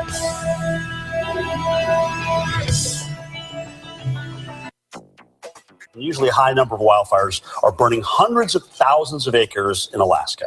Alaska and the Pacific Northwest are on fire. You don't need to be at the beach to believe there's something wrong with the water. Warming oceans linked to more shark attacks. China and Brazil formally commit to cut their greenhouse gas emissions. Plus, fracking companies can now be sued for causing earthquakes. Sweet. All of those stories and more straight ahead. From BradBlog.com, I'm Brad Friedman. And I'm Desi Doyen. Stand by for 6 minutes of independent green news, politics, analysis, and snarky comment. Supreme Court justices went the other way today in a big ruling against the Environmental Protection Agency's war on coal. That's Brett Baer of Fox News. He's the serious, nonpartisan news guy at Fox News, talking about the EPA's war on coal. Sure, I'll buy it. This is your Green News Report. The majority ruled that the administration's attempt to regulate the industry into oblivion is not worth the cost.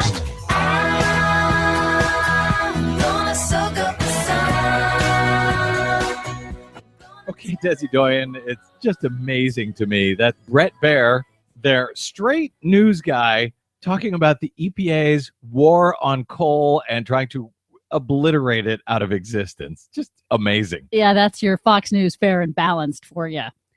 Meanwhile, in real news, wildfire season is underway with a vengeance across western North America. In Alaska, low snowpack and all-time heat records have fueled more than 300 out-of-control wildfires, which have already burned 500,000 acres so far this season. Now, a new study confirms wildfire season is getting worse in Alaska. According to lead researcher Allison Kennard of ClimateCentral.com, here in an interview on the Weather Channel, Alaska's wildfire season has expanded as temperatures have gone up due to global warming. In about the 1990s, there was a sudden increase in the number of large wildfires.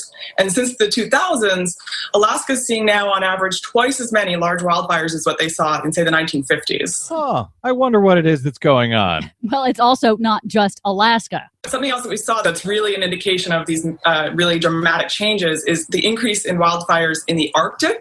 In the entire 50s and 60s, there was really only 3 large wildfires in the Arctic. Now we're seeing nearly 10 times that. Since 2000, the Arctic has seen 33 large wildfires. The Arctic is now on fire due to global warming. And Fox News is pretending there is a war on coal. Unbelievable. And global warming is also being linked to a spate of shark attacks off the North Carolina coast. Great. 7 attacks in June alone. Kind of scary now, knowing that this is happening right now. I don't know what's going on and what's bringing them in, but something's causing the sharks to come in close by. What does global warming have to do with shark attacks? Well, scientists with the Florida Program for Shark Research say what's causing the sharks to come in is warmer than normal ocean temperatures and saltier water due to dry weather. Perfect conditions for sharks. You yell shark. We've got a panic on our hands on the 4th of July.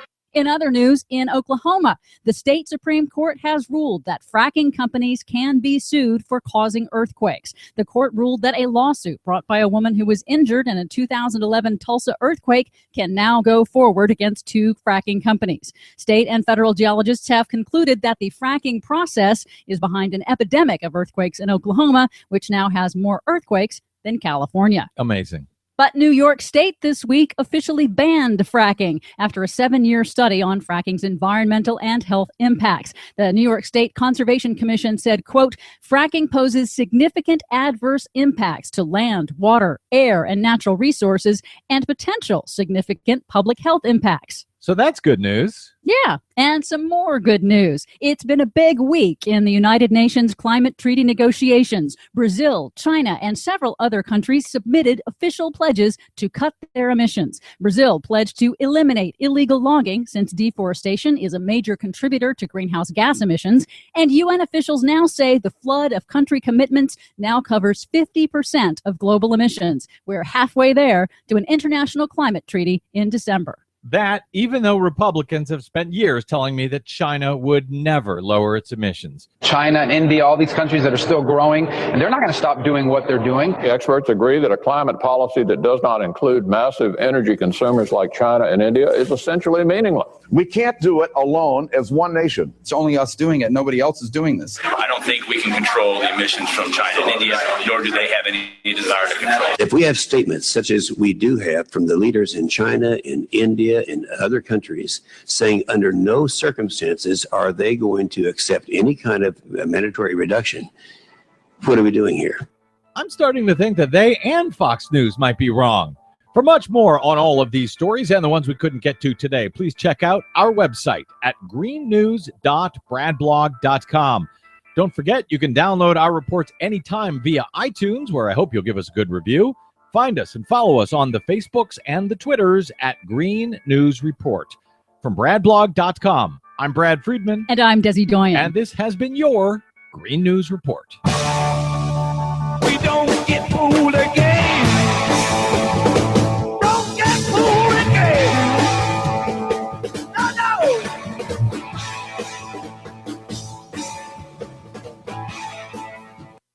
Organizing America 3 hours each night. The Rick Smith Show. And the radio is in the hands of such a lot of fools trying to anesthetize the way that you feel. Radio is a sound salvation. Radio is cleaning up the nation. So you better listen to the voice of reason. But they don't give you any choice because they think that it's treason.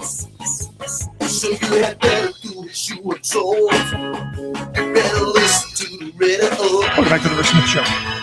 Check out the website, thericksmithshow.com. So the big news out of Greece, nope, not going with the austerity, not gonna succumb to selling off all the assets and basically the nonsense that they've been under since the Great Recession. And at some point, I got to think that you go, enough already. Let the bad consequences come.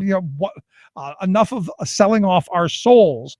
It appears now, though, that Greece's banks, they're not going to open tomorrow or Wednesday either, as they try and figure out all of this mess. And I thought it'd be an interesting conversation to find out, what's going on over there, because we haven't talked a lot about it, but also to highlight the fact that, in my view, austerity doesn't work. And I think Greece is a perfect picture of that, which is why we've asked Mateus Vernengo. He's a professor of economics at Bucknell University to come talk with us. Mateus, thanks for taking time for us. Oh, thank you for having me. So I look at this, and in my view, and look, I'm not an economist, and I haven't really followed this maybe as closely as I should have, but this looks to me that during this whole span since the Great Recession, these folks have been under the austerity knife from the start.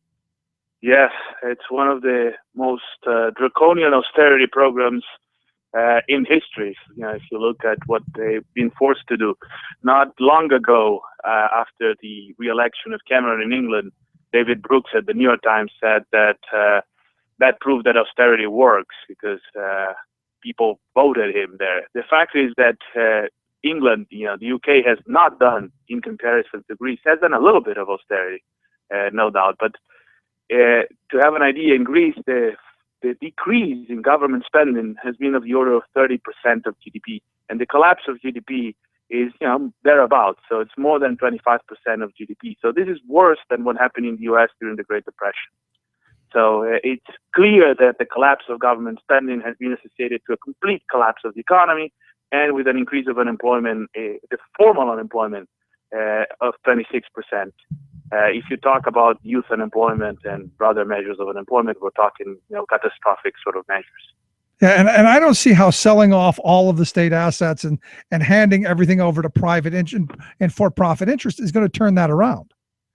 Well, the orthodox sort of idea, the idea behind austerity, and I should say what has been over the last 5 years applied, 6 years applied in Greece, by the three main institutions that control the economic policy there, the IMF, the International Monetary Fund, which basically plays the role here of the United States Treasury. So that's the truth about it. The U.S. has lots of say in what the IMF does. Right. Then it's the ECB, the European Central Bank, and the European Union. So those are the three institutions what they sort of infamously refer to as the Troika. And these institutions not only want to apply these policies because they think the idea is that it would lead to recovery of confidence. And so you force the government to do these things, and eventually, the private sector will recover its confidence, and you'll have a boost of investment and whatnot. And that idea has no backing in actual evidence. There's no story of confidence. Krugman refers to this as the confidence fairy. I like to remember, so there's this sort of unknown for most people central banker in the U.S. So Mariner Eccles, he was from Utah, Mormon Republican, and he was the central banker, the chairman of the Fed during the whole New Deal from 1934 until 1951. Basically, he was at the Fed, and he clearly was for fiscal policy and for the New Deal. So that tells you a lot about also how things have changed. Right. So and he used to say something that I think is central to understand why this is flawed. He used to say that why would somebody go and invest, buy machines, try to expand the capacity to produce, if you tell him that the government is doing his business and they adjusted their budgets. There's no incentive for you to. So you may be happy, unhappy, whatever, but there's no demand for you. You're going to invest more. You're going to buy stuff. You're going to try to increase your ability to produce if you expect that demand for your products is increasing. The fact is that the government, by decreasing demand and by firing workers, because they have slashed the number of public sector workers, and reducing wages. So the wages of public workers have been reduced in some cases by 25%. So this is a huge collapse of the ability to consume. And so if you do all of those things, you have to see that demand is falling. So why would you gain confidence and spend more? So this makes no sense. So what Eccles used to say is that confidence is a result, not the cause of things. But mind you, they want more. They don't just want these austerity policies. They want reform. So what they've been pushing now is to do certain things that the IMF has pushed all over the world. So it's breaking up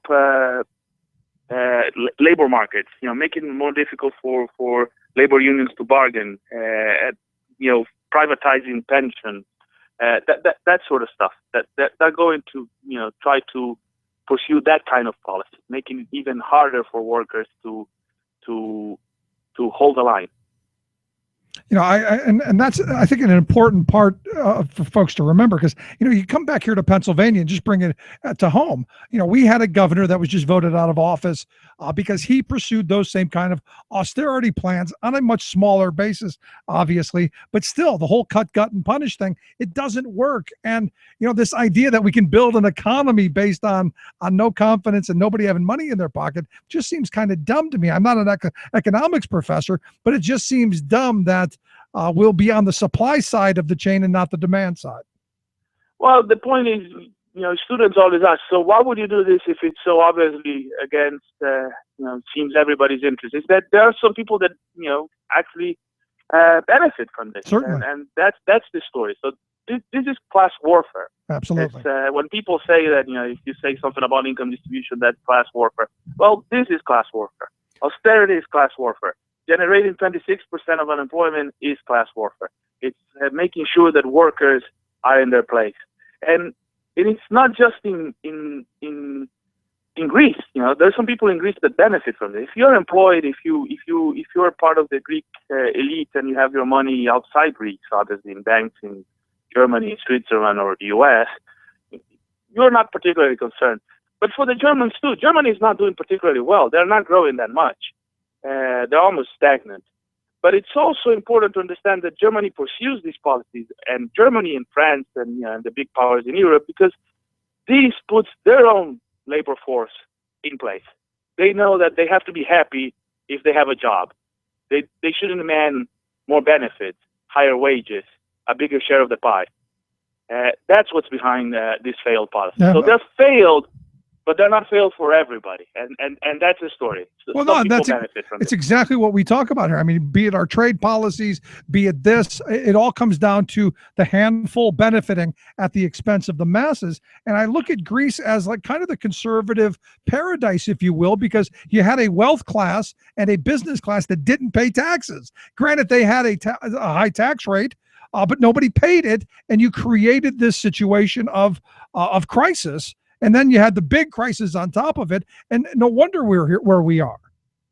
Yeah, but so let me just say one thing regarding evasion and problems of tax collection in Greece. And certainly those exist, and there are lots of problems and modernization of the Greek state that were important. But at heart, this wasn't a fiscal crisis. So the problem wasn't that Greece didn't have enough money. At the heart of all of this is a problem in the design of the euro. So I just wrote a piece on this that was published in an online magazine called The Wire. And when you look at any monetary union, so the U.S. is a monetary union, right, very much like the European Union. So Mississippi doesn't have a different currency than New York. And if you look at the numbers, and I haven't done those numbers, I took those numbers from The Economist magazine. And although I tend to disagree with economists more often than not, their numbers tend to be reliable. And so they said that they showed numbers that if you look at Mississippi, basically, on average, if you look at the last 20-something years, they have received something like 13% of GDP, of their own GDP, in fiscal tranches. So basically, they pay less taxes than they receive from the rest of, and that's a normal thing. That's part of what normally happens in currency unions. Right, and Massachusetts federal- on the other side of that equation pays more in taxes than they get back. Exactly. And the notion is, if you have somebody unemployed in whatever, in Michigan, the person doesn't need to move to some other state to find a job. They get unemployment insurance, and that's a federal program right where they are. And so there is a transfer of resources, and that's part of the normal functioning of a union. Mind you, Greece did spend a little bit more than it should, and they sort of had troubles, as you said, with evasion. They had problems also with some of the numbers were not, they were sort of faking numbers. So, and all of these, I should say, were not the left of center government that it's now in power. So these were the previous sort of establishment governments, and they did all of those things. And most of those things, I'm pretty sure that European institutions knew that those things were going on. So It was no surprise that those things were going on. And if I had to say of the fiscal sort of problems, the worst they had is that they spent too much in the military. So they had big spending on the military. But what really happened is that those fiscal tranches in Europe are tiny. And so at some point when the global crisis hit, when the U.S. enters in crisis and there is global unemployment and fears and whatnot, and the crisis hits Europe, then several of the banks in peripheral countries, not just in Greece, so some countries didn't have any fiscal problem at all. Like Spain didn't have at all. Spain had surpluses. So Spain was more like New York or Massachusetts in your example, rather than Mississippi. So they were given, so absolutely fine in fiscal terms. And however, at that point is that the European Central Bank stopped giving money to, the interest rates went up in several of these economies, and the European Central Bank did not give money to banks in Greece and in other peripheral countries. So it's a problem of liquidity. The whole thing, just to give you an idea, and that's why I use Mississippi as an example, the whole Greek debt, which seems large, it's sort of large when you think in terms of, whatever percentages, billion euros. So it's, now I don't remember by heart, but I think it's more than 300 billion, 320 or so billion euros. It seems large to say, 300 billion in euro. It's about 3% of the Eurozone GDP. So it's tiny. It's a tiny amount. So if the ECB, if the European Central Bank said, I'm going to buy Greek bonds, and by buying Greek bonds, what do? They reduce the rate of interest on the Greek debt. They basically say, I'm going to finance the Greek government. So if they finance the Greek government at low rates, they would allow, if they wanted to, the Greek government to spend money and recover the economy. Well, why haven't they done that? By the way, contrary to what people think, would solve everything. Because if the Greek economy starts growing, what happens with tax revenues? They go up. Certainly. And they have more money to pay back. So why haven't they done this? The only way out is to grow. So why haven't they done this yet? I mean, the sane, rational thought would be, why haven't they done this? And as Arnold points out in his email to me, why aren't the Greeks asking the Germans to pay back what they owed? Since evidently the Germans said now all conversations, I guess, are off the table since this vote happened. Why aren't we asking money back from the Germans for World War I and World War II then? Oh, well, that's true. There you point out to another important thing. Every debt crisis, when it is unpayable, and I don't think that's, I might be against the current area. I don't think the Greek one is, not payable. I think it's tiny, it's okay, and it's an internal debt of the European state and should be resolved easily. But even, if you think that it's unpayable, that doesn't mean that what you should do is squeeze the Greek. The traditional way of solving these issues is it's repayment according to the ability of the country to repay. And defaults are normal. So I'm from Argentina. We defaulted not long ago, so a decade ago. And the renegotiation basically is done on the basis of you pay what you can pay over a period that it's extended and longer at lower rates of interest. In the case of Argentina, 93% of bondholders accepted the renegotiation. The only ones that I should say that did not accept are the infamous vulture funds. And so the debt with Germany was basically pardoned. Germany almost didn't pay, and that's to some extent some haircuts, which could be very large or small, are normal in all processes of debt renegotiation. So that would also be a way out for Greece. Reduce the size of the debt they have to pay. But that would imply, again, some sort of social conflict. You have to penalize creditors. Interesting. So last question I've got for you then on this. Where do you see this going? I mean, is this vote of the people saying no more austerity? We're not playing this IMF game. Is this where does this leave us? So clearly the vote is a vote of no for austerity. It's not as the European institutions try to frighten the Greek people. It's not a vote for leaving the euro. It's not a vote against Europe. It's a vote for changing failed policies. The question is that, as you said at the beginning, banks are closed. They're basically closed because they don't have euros. The ECB could easily provide the liquidity at no cost and make the life. Imagine what we're talking. If you're a retired person, if you need money and the only money you have is in the bank and you cannot get it, so this is brutal what they're doing. Yeah. And it's at no cost that ECB can do this. So they're punishing the Greek people for what they've done, and so initially what we'll have is a very tough negotiation. I'm afraid that what's still at stake is that they want Syriza to cave in, to basically accept some money in exchange for those reforms that they want. So for pension fund reform, for collective bargaining reform, for weakening even more the labor force in Greece. Right. And when you use the word reform, you mean deform and destruction, or at least that's how I take it. Yes. Mateusz, I appreciate you taking a little time for us, trying to explain this big, complicated problem. I'd love to have you back again as this continues down the road, though. Sounds good. Thank you for having me. Thanks so much. If you want to check out his website, he's got a great website. It's called Naked Keynesianism, Keynesianism.blogspot.com. We've got a link at thericksmithshow.com. Just click on Mateusz's name. It'll take you right there. Quick break. Right back after this. Stick around. You're listening to The Rick Smith Show. We gotta get old tonight. We gotta do it today. No more madness than fuel. No more misery. We gotta get old tonight. You're listening to The Rick Smith Show.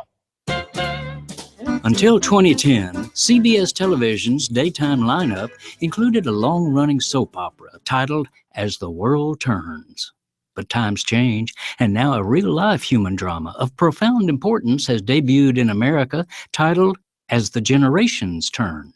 It's the inspiring story of our society's continuing struggle to evolve toward equality, dignity, and mutual respect, as well as love for all. The moment came on June 26, when Justice Anthony Kennedy proclaimed from the ornate chamber of the Supreme Court, "The right to marry is a fundamental right inherent in the liberty of the person, and under the due process and equal protection clauses of the 14th Amendment, couples of the same sex may not be deprived of that right and that liberty." Kennedy and 4 other justices voted to make this higher level of inclusiveness the law of the land, but they are not the ones who produced this landmark. Indeed, while the court's ruling debuts a new day, it is the culmination of generations of painful struggle by brave gay and lesbian activists and advocates. And in particular, it's the product of a defiant and determined LGBT movement for equality that arose from the brutal police riot at the Stonewall Club in New York in 1969. This democratic evolution from rank inequality literally came out of America's closet, rising through only a few neighborhoods at first, but then entering the consciousness of today's youth, rejecting the shibboleths, ignorance, fears, and bigotry that has previously permitted such intolerable discrimination. Young people have, in a remarkably short time, created a generational shift in the nation's consciousness. This is Jim Hightower saying, the true supremes are the people themselves, and it's their awakening enlightenment that has transformed marriage equality from yesterday's taboo to today's affirmation of simple justice. Hightower's commentaries are brought to you by the Hightower Lowdown, the monthly newsletter with Hightower's take on what Wall Street and Washington are up to. For information, visit hightowerlowdown.org. From New York, this is your World in 2. I'm your host, Luke Vargas, with the Talk Radio News Service. We're tracing a thread of idolatry, blasphemy, and defamation in today's news, and we begin in Egypt. God is a concept. On the heels of attacks in the Sinai Peninsula by Islamic State affiliates this week, the terror group has announced new heritage sites targeted for destruction: the pyramids of Giza and the famous Sphinx statues. The rationale for destroying religious and cultural monuments isn't always consistent, but Islamic State leaders argue many are un-Islamic, incentivize polytheism, or idolatry. The Icelandic Pirate Party scored a major legislative victory Thursday, successfully removing blasphemy laws from the country's penal code. Article 125 prescribed fines or imprisonment for ridiculing or insulting the dogmas of a lawfully existing religious community. The push to strike that law began in January after the attack on the satirical French newspaper Charlie Hebdo. Saudi King Abdullah died in January, but that's not stopping Saudi authorities from launching criminal investigations against those who insult him. King Salman ordered Thursday that Mushen al-Awaji's talk show be taken off the air after a recent episode suggested that the late king's reign would soon be forgotten. Such talk in Saudi Arabia is considered criminal. And FIFA President Sepp Blatter has told the German press that those accusing him of corruption be jailed. Those comments come as 9 top FIFA officials sit behind bars after a Department of Justice investigation charged them with racketeering conspiracy and corruption. To which we say, Mr. Blatter, you are either a terrible FIFA manager or you are corrupt. We've got 2 pairs of handcuffs in our studio, one that may fit you and one, apparently, for me. For more global news headlines, visit talkradionews.com. Would you dive 14 feet deep in the Susquehanna to keep a bridge safe? Would you spend night after night with prisoners to keep your community safe? Would you spend Christmas Eve plowing snow to keep roads safe? AFSCME members do.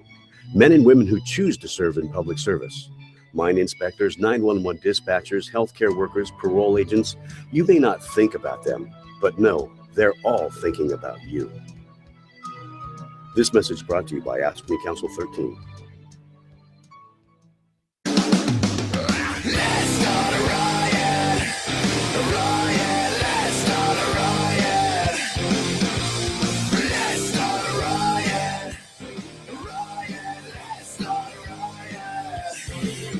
Welcome back to the Rick Smith Show. This whole thing with austerity, I found interesting. This vote saying no more. The end of this, ridiculous, stop. And as the head guy there in Greece, as I understand it, the reason that this vote was called for by their prime minister Alexis Tsipras, the reason this was called for was to give him a little bit of bargaining power, a little bit of leverage, if you will, in the deal-making process. And I think the vote has said, hey, we're not just going to roll over and give our stuff. Because at some point, you have to realize the austerity hasn't worked. And in fact, it did much more damage than the IMF thought it would, considerably more. And just from a common sense point of view, explain to me how it is by cutting, and starving the beast. And bring this back to Pennsylvania. How is it that starving government, cutting education spending, cutting infrastructure spending, cutting spending on public services, how that's going to make things better here? Okay, you're going to give a bunch of rich people, what are they going to do with it? No guarantees. And in fact, I think everyone's realized they're not going to create jobs because it's about the demand. And if you've got a workforce that's highly unemployed and they don't have money, just makes very simple sense. Which is why, I look at these Republicans who keep pushing this pain and this austerity and cut, gut, and punish and go, what exactly is it that you're thinking? And what exactly is it that you think is going to happen if we continue to do the same thing over and over again? Do you think the results are going to change? Not going to happen. Quick break, right back. Stick around.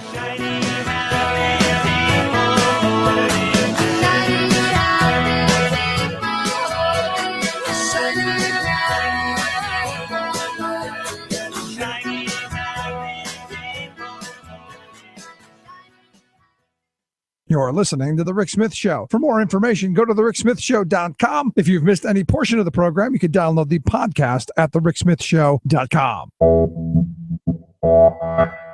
You're listening to WIN, Workers Independent News, a production of Diversified Media Enterprises. For Workers Independent News, I'm Joanne Powers. Voters in Greece soundly rejected austerity measures in Sunday's nationwide referendum. Nearly two-thirds of voters opposed the deal from creditors that would support Greek banks while demanding significant cuts for social services and pensions, amidst high rates of poverty and unemployment. With austerity off the table, the Greek government is seeking to meet with creditors to seek common ground, but the economic ramifications of the vote remain uncertain. In this WIN News analysis, executive producer Frank Emspeck considers the Greek vote. We here in America just celebrated our Independence Day. One of the drivers for American independence from Britain was the desire on the part of New England merchants to manage their trade. Tea drinkers of the time opposed a sales tax imposed by the British Crown. They threw the tea in the harbor. They wanted economic independence and sovereignty. A similar scene is being played out in Greece. After 5 years of a failed austerity program, Greek workers have decided to take a different path. Austerity programs demanded by the German-dominated European Central Bank drove the Greek economy over the cliff. Working people have already absorbed huge cuts in pensions and medical services. It matters not to the European Central Bank, the IMF, and the European Commission that Greeks have voted to manage their economy in the interest of the Greek people, not the banks. But according to the International Monetary Fund and their ilk, banks trump democracy and the Greek workers will pay the banks. Now the Greeks want their sovereignty back. The issue in Greece is democracy and sovereignty, not debt. This is Mitch Lawrence with the Sports Minute for Workers Independent News. Here we are in the midst of the NBA's annual free agency period, and one thing has stuck out more than anything else. The big market teams in New York and LA have been striking out. The Lakers, with 16 titles in their rich history, haven't been able to land any marquee player since the free agency period opened on July 1. The Knicks, playing in the world's most famous arena, Madison Square Garden, haven't added any players who will make a big difference. One of the top players available, LaMarcus Aldridge, even postponed a scheduled meeting with the Knicks. That's how bad it's gotten. If you're looking for the number one reason the Knicks and Lakers have been complete busts, while small market teams in Cleveland and Milwaukee have been able to secure some of the top players, it all comes down to one thing: winning. Or in the Knicks and Lakers case, losing. Last season, the Knicks won only 17 games, their all-time franchise low. The Lakers also set a record for the futility with their 21-61 mark. With both of the NBA's marquee teams currently in a down cycle, they can't offer players the chance to win right away. All they can do is promise that things will get better, and as they've discovered, no player is signing on for that. Meanwhile, Cleveland and Milwaukee are both winning and are able to offer the same money to players as the NBA's collective bargaining agreement allows.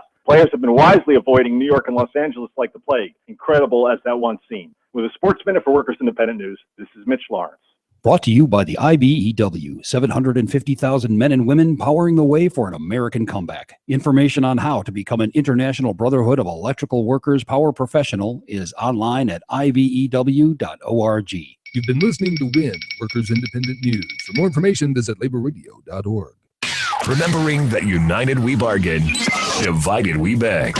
Rick Smith. We need to stand united, for undivided we shall never fall. Remember all, we need to trust in and then forever call our brothers and our sisters. And are you and I are win. You and I both know that we can rely on it. The time is prime. Welcome back to the Rick Smith Show. Check out the website, thericksmithshow.com. So a study put out by the Institute for Southern Studies points out that the president's proposal on fixing this overtime situation by saying that a nice little shiny badge on the shirt with a nice little title, it does not put you in the management class at $23,660. We should be looking at a little bit more. You shouldn't get the shiny badge and work 100 hours a week and still live in poverty. Seems to be fairly simplistic. But according to the Institute for Southern Studies, they're saying that the South would benefit more than any region in the country because of this fix, and that folks in the 25 to 34 range, about 1 in 20 workers in that range would benefit from an increase in the overtime level. Up to, and I think the number that they threw out was 50,444. So again, the South, more largesse, if you will, from Obama policies. Kind of interesting. They're the ones who seem to be against it. Here to talk a little bit about this fix, this idea, I've asked Ross Eisenbray. He is the vice president over at the Economic Policy Institute. They've got a great report out. You can check out at thericksmithshow.com. Just click on Ross's name. Take you right there. Ross, thanks for taking time for us. Thank you, Rick. So I look at this, and my first thought is one, it's about time, and two, I've always found it curious that I could be management and still live in poverty. Well, that's true. The notion that it's not just management, the term is executive, that you could be an executive because that's who's exempt. Executives, administrators, and professionals. And yeah, for a family of 4, the poverty line is less than this cutoff. So explain how this is going to happen. I understand the president, he signed that the Department of Labor is going to enforce this new level. Explain how this is all going to work out. Okay, well, it's only a proposed rule at this stage. The department is asking for comments right now, and they will accept them for 60 days and take them into account in their rulemaking. They'll accept comments even after that, but they don't have to, legally don't have to consider them in the rulemaking. And then the final rule will probably not be issued until early next year. So this is not something happening immediately. So if you're the person, will have time to get used to the idea. right? So if you're the person who's working at my local McDonald's with the shiny gold name tag, working for $23,600 a year, you've been anointed management, no overtime for you. This would be a good time maybe to comment on this and say, hey, I'm working all these hours and I'm still living in poverty, asking for food stamps. Yes, absolutely. And our website has something called at www.fixovertime.org. We can lead you to where you can file comments with the federal government on this. But I think it's important that people understand that salaried workers are even now, entitled to overtime pay, depending on what their duties are. So there are some people they make so little, they make less than $23,660. They're automatically entitled to overtime, no matter what they do and no matter what their job is called. Above that level, you might still be entitled to overtime, but most people don't know that if you're paid a salary and you're, let's say, a bookkeeper or a paralegal or a lab tech, you are in all likelihood entitled to overtime pay, time and a half for every hour you work beyond 40. Yeah, but isn't this really the breakdown of, in my view, of unions in this country? Because in all of my working years, sure, there have been times where I've done some managerial tasks, but nobody ever said you're the boss now. No overtime for you. Isn't this really kind of just a breakdown of the workplace? Well, it is a breakdown of labor standards. It used to be that 60% of workers in the 70s, when I came into the workforce, 60% of workers were guaranteed overtime pay of salaried workers. All hourly workers are pretty much guaranteed overtime pay by the federal government. But I'm talking about salaried workers, people who work in an office and at an insurance company or a bank. Almost all those people were entitled to overtime pay in the past, and the rules have just sort of eroded over the years, and there's been so little enforcement, and as you say, unions have gotten weaker, so they're not helping people know their rights and enforce them. We've gotten to the point where most people think that a salaried worker, that's the end of the story. You're not entitled to overtime pay, and that's not the case. Even now, even before this very positive rule, which adds a new bright line that says if you make less than $50,440, you are entitled to overtime pay. Your employer has to give it to you. And it will be, as I understand, indexed for inflation so that it doesn't become eroded by inflation then. That's right. It'll be adjusted by wages each year. As wages rise in the economy, it will go up, or the CPI. They haven't decided which. So now you said the over 60% of the workforce, the workforce in 1975 was eligible for overtime of accountants and folks like that. What is it down to now? Where are we now? We're down to 8% now. 8% of workers. It's about 3.5 million people earn so little in salary that they're automatically entitled to overtime pay. This Obama rule will add about 15 million more people who will be guaranteed overtime pay. Wow. So what do you say to the person who says, well, then, they'll just cut my hours, or they'll just hire more people and it'll cost business? I'm sure there's a lot of screaming out there about what this is going to do to business and being a job killer. Well, actually, the Retail Federation put out a report, National Retail Federation, the big lobby organization for chain restaurants and supermarkets and department stores and stuff. They put out a report that said the rule will create over 100,000 jobs. And the way it will do that is by forcing them, the employers, to take a manager who they've been working, let's say, 60 hours a week with 20 hours free. They'll now have to pay for those extra 20 hours at time and a half. And instead of doing that, they will save money by shifting all of that extra work to a lower paid hourly worker. And that means more hours. They'll have to hire people. Part-timers will get more work. It's the equivalent of over 100,000 jobs being created. And for the manager who now is working 20 hours a week less for the same pay, it's an absolute win. Yeah, maybe they get to see their kids. That's right. Wow, Think of that. Who would want that? So where's the downside in this? Because I heard some squealing. I heard some, because it's Obama doing it. Obviously, it has to be bad. I haven't heard anything bad yet.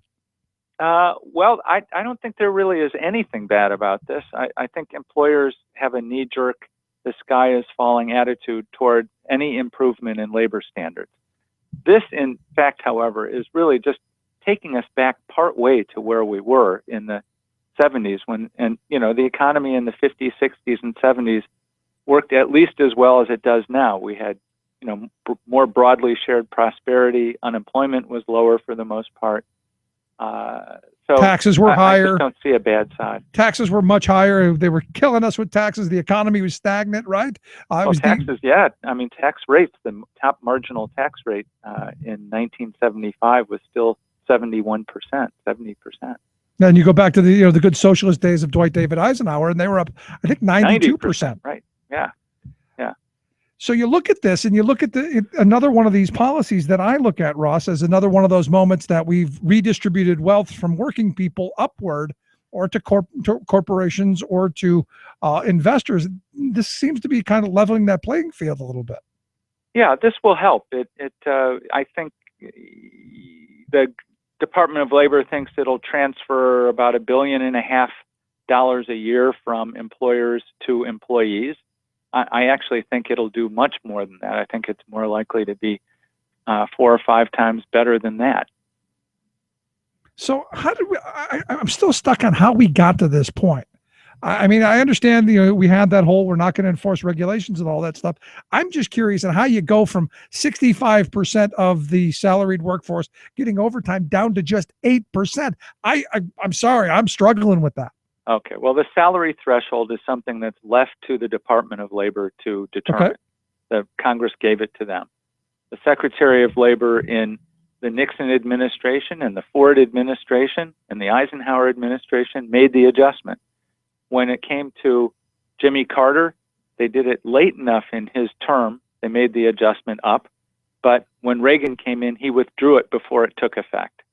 And then all through the Reagan and Bush administration, there was no change. And so with inflation, the protection of the rule just eroded and eroded, and fewer people were covered. The Clinton administration, sadly, did nothing about this. And then when finally the Bush administration, second Bush administration came along, they made an adjustment to put it over the poverty level, but then it eroded, and now we're below the poverty level again. They didn't make an adjustment fully back to the kinds of coverage that we had in the 50s, 60s, and 70s. Wow. So let me ask you, what are the chances of this becoming the rule of the land? What are the chances of this going forward? Very, very strong. Congress would have to intervene to stop the Labor Department from doing this. The only way they can do that is to pass a law, and that means the president has to sign it. And the president has already let people know this is on his bucket list. This is one of the important things that he means to do to help the economy before he leaves office. So I don't think there's much chance that this will be blocked. Good, because I see this as a win-win for all around, and I hate using that win-win frame, but I see this as one of those things that could be good. I mean, you're talking about more taxes because more people are getting more hours, especially the hours that weren't compensated before. You got more money going into Social Security and the Medicare and all of those things. So I think it's a good thing. Yeah, putting money into the pockets of working people is a good thing for the economy, because we have a consumer-driven economy, and they'll go out to small businesses and spend more money. This is, it just really is, as you say, a win-win. The website, fixovertime.com. That's where you go. .org. Oh, You've got .com here, okay? Uh-oh. So fixovertime.org is what we will make sure we have on the Rick Smith Show page. Just click on Ross's name there. It'll take you to their page. And you can make a comment. We will make sure that it is correct so that folks can make that comment. Ross, I appreciate the time. I appreciate your thoughts on it. Thanks so much. Okay. Thank you, Rick. Let me make sure we get this again. It's fixovertime.org. Just go to the ricksmithshow.com and click on the link there. That's under Ross Eisenbray's name. It'll take you right there, and you can make that comment, tell your story. I highly suggest it. Let's take a quick break. Right back after this. Stick around and listen to the Rick Smith Show. First kicker took us when I hit the ground. End up like a dog that's been beat too much till you spend half your life just to cover it up now. Born in the USA, I was born in the USA, I was born in The Rick Smith Show, changing America for the better. USA now. I'm Rick Smith, and this is Labor History in 2. On this day in labor history, the year was 1892. At 3 a.m., an alarm sounded in the town of Homestead, Pennsylvania. The steelworkers who lived in the town were on strike. Andrew Carnegie was the owner of the mill, located just outside of Pittsburgh. The Carnegie Steel Company was making massive profits, a record $4.5 million just before the 1892 confrontation. Even so, Andrew Carnegie was determined to lower the cost of production by breaking the union. As the union's 3-year contract was coming to an end in 1892, the company demanded drastic wage cuts. During the contract negotiations, management didn't make proposals to negotiate, instead issued ultimatums to the union.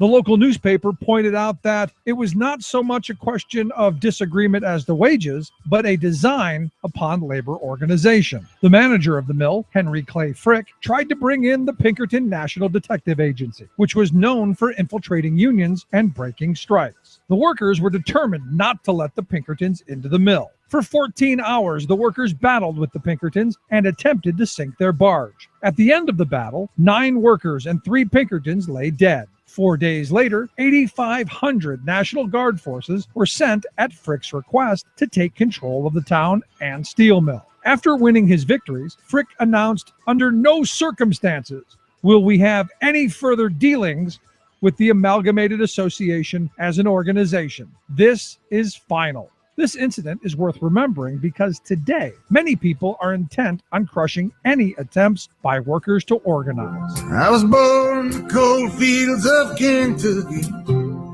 I moved north in 73. Labor History in 2 brought to you by the Illinois Labor History Society and the Rick Smith Show. Found a job. Tales of American Political History with Clinton Porter Hackney. American history is riddled with the stories of one military conflict after another. And we will now review the story of the beginning of one of those conflicts and a particular death that was hidden from the public eye for decades. There's supposed to be a beginning and an end to all wars. The end of most armed conflicts is usually easy to define. Wars most often finish with a treaty, a conference with documents signed, one general surrendering to another, or dynamic leader's death on the battlefield. But trying to pinpoint the beginning of a war is most often anywhere from difficult to impossible. The U.S. conflict in Vietnam is one of those that you can probably take your pick as to when it all started. Yes, the roots of war can be long, tangled, and clandestine. Join us next time for the beginnings of America's involvement in the Vietnam War. This is Clinton Porter Hackney at cphackney.com. Chances are, when you took a shower this morning, an AFSCME member made sure that water was clean. When you drove to work, an AFSCME member maintained the road. When you rode an elevator, an AFSCME member inspected it. I'm David Philman, Executive Director of AFSCME Council 13, the American Federation of State, County, and Municipal Employees. AFSCME members enforce regulations, keep prisoners behind bars, take care of patients, protect the environment, and more. The work isn't glamorous, the salaries aren't high, but AFSCME members serve the public in every aspect of our daily lives. Chances are, you'll never see that AFSCME member working in a sewage plant, diving underwater to repair a bridge, or answering a 911 call. But aren't you glad they do? For more information, visit AFSCME13.org. We are AFSCME. Not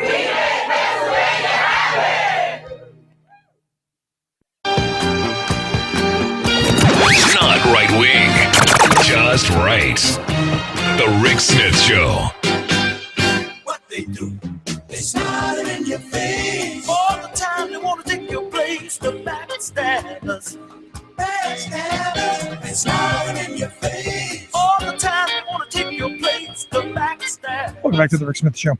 Check out the website, thericksmithshow.com. Questions, comments, something on your mind, you can email me, Rick, at thericksmithshow.com. And I look at this, and I got to be honest, this overtime rule, I don't think Ross really wanted to go where I was going to take him, which is, you look back to the Reagan years, the sainted Reagan years, a lot of what happened to the working class of this country went south during the Reagan years. The high dollar policy that sent manufacturing jobs overseas, the assault on organized labor and the attack on collective bargaining, the not passing and not pushing for an increase in the minimum wage, which allowed that to be eroded. And then this overtime thing. Again, another one of those moments where you go, what exactly is so sainted about Ronald Reagan when you look at the working class of this country? And it's a lot of, you look at Greece, there are people who are going to benefit. It's not going to be the working people. You look here in Pennsylvania, there were a handful of people who benefited from Corbett's austerity. It wasn't the working people. The same thing, you go back to the Reagan years. There were a handful of people who did wildly well. The shining city on the hill that Reagan spoke of often was a gated community owned by very wealthy people. And the reason it was on the hill, to look down on the rest of us. That is the reality of how we got where we are. And, this piece of legislation, this policy initiative, this directive to the Department of Labor is a smart move, I think. And I think, as Ross so aptly pointed out, it's going to increase the number of jobs that are out there. It's going to go back and say, you know what? You can't get free labor anymore. You've got to actually pay people. And, it comes back down to management. Just like we talked about the other day with the trucking industry and what's going on out in California, where these companies are saying, well, we might as well now make them employees and buy the equipment because we can't screw them anymore and can't cheat them out of wages. So we might as well try and fix the system so it works more efficiently. To me, isn't that what the capitalists tell us the free market is wonderful at? Just kind of makes you think. Anyway, again, if you want to check it out, it's both org and .com for Fix Overtime. So it's fixovertime.org, fixovertime.com. They were smart enough to buy both of them. So good for them. And I would say you add your voice. There's a place where you can put in your story, make a statement to the Department of Labor of how the rules would help you. You just put your name and your email address in there and click add your voice, and they will make sure that folks at the Department of Labor get your stories. And see, these are important. Understand, you're going to get the corporate special interests are going to be hammering this. It's bad. We're going to have to hire people. That's bad. The story of how maybe you'd be able to see your kids play baseball, or maybe you'd be able to be home with your family. Maybe it's kind of a good idea. So I think I highly suggest making a comment over at fixovertime.org or .com, whichever one you prefer. So back to the budget thing real quick, and talking about the austerity budget. The austerity budget, the Republicans just dropped on Corbett's desk, or on Wolf's desk, and then fled town. Another Corbett budget having to be considered. I think it was a smart thing to bring out the veto pen and send it back. I have to be honest, and it's one of these things where you go, our Republicans maybe aren't as bad as some.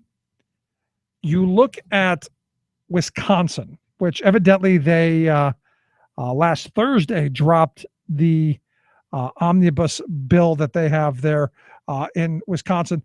Very late proposal, 24-page document of what the newspaper out in Wisconsin calls a bag of pet projects that the Republicans have been wanted. And, they went through a couple of these things that caught my attention, that, just little tweaks and changes in some spots, and wholesale, oh my goodness, are you really going to try that? They want to replace all references in their state laws to living wage. No longer do they want anything in their law to say living wage, which I guess is defined in their law as the level of pay needed to provide minimum comfort, decency, physical, and moral well-being. They want to replace that in all of their law with minimum wage. So if you can have a crummy minimum wage, well, tough on you. No more discussion of living wage. And I think this is huge in looking at what's going on in Wisconsin over the last, well, since 2011. This is huge to me. They also want to expand the ability of payday lenders to do business in Wisconsin, allowing them to sell insurance and annuities and other things to increase their profits. One of my favorites is they want to remove provisions to local governments who want to buy military surplus things to actually have a use for it. So if you run a little podunk town in the middle of nowhere and you go, we need a tank, you don't have to have a justification for it. Now, the easy justification is we're going to fight the war on drugs. That's the justification for everything. But now you don't even have to do that. You can just buy tanks, which I'm sure the folks there will be thrilled about. Also, they want to do away with the idea there that if you work in manufacturing or in any type of mercantile industry, that you get 24 hours of rest. No more. They want a 7-day work week, no more 1 day a week off, which is really very family values of them, if you think about it. On the flip side of that, it's amazing to me that a state still has that. That, they care about their workforce and say, you know what, we believe in that family value stuff that we keep chucking out. Maybe we should, I don't know, have a law that says, maybe just a thought, you should think about it. I think it's probably not a bad idea.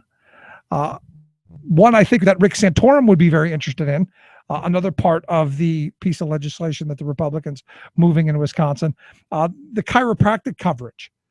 They want to establish rules for resolving disputes with insurance companies over chiropractic coverage. So, it would require anyone to seek an independent resolution, by going through a whole internal grievance process with the insurance company and the chiropractor, kind of like arbitration. So before you have the right to go to court, which is your constitutional right, they're making it a law that says, no, you can't do that. You've got to go to some type of internal dispute settlement, which is very interesting to me. And one that I think Rick Santorum would be very interested in, since his wife made a boatload of cash off of a chiropractic settlement. Just kind of a thought. And my favorite, I do have a favorite. This is changing collective bargaining in the state of Wisconsin and across the nation. This is one of those you go, exactly how do you expect this to work? Well, they don't want it to. They want to change the law that says that state and local employee unions who try and organize the workforce, that they have to get 51% of all the workers to vote for the union in there. Now, as anyone knows, and this is very common sense, and you go, well, they should get 51%. Yeah, I agree. They should get 51%. But, we know that almost half of the people don't bother to vote.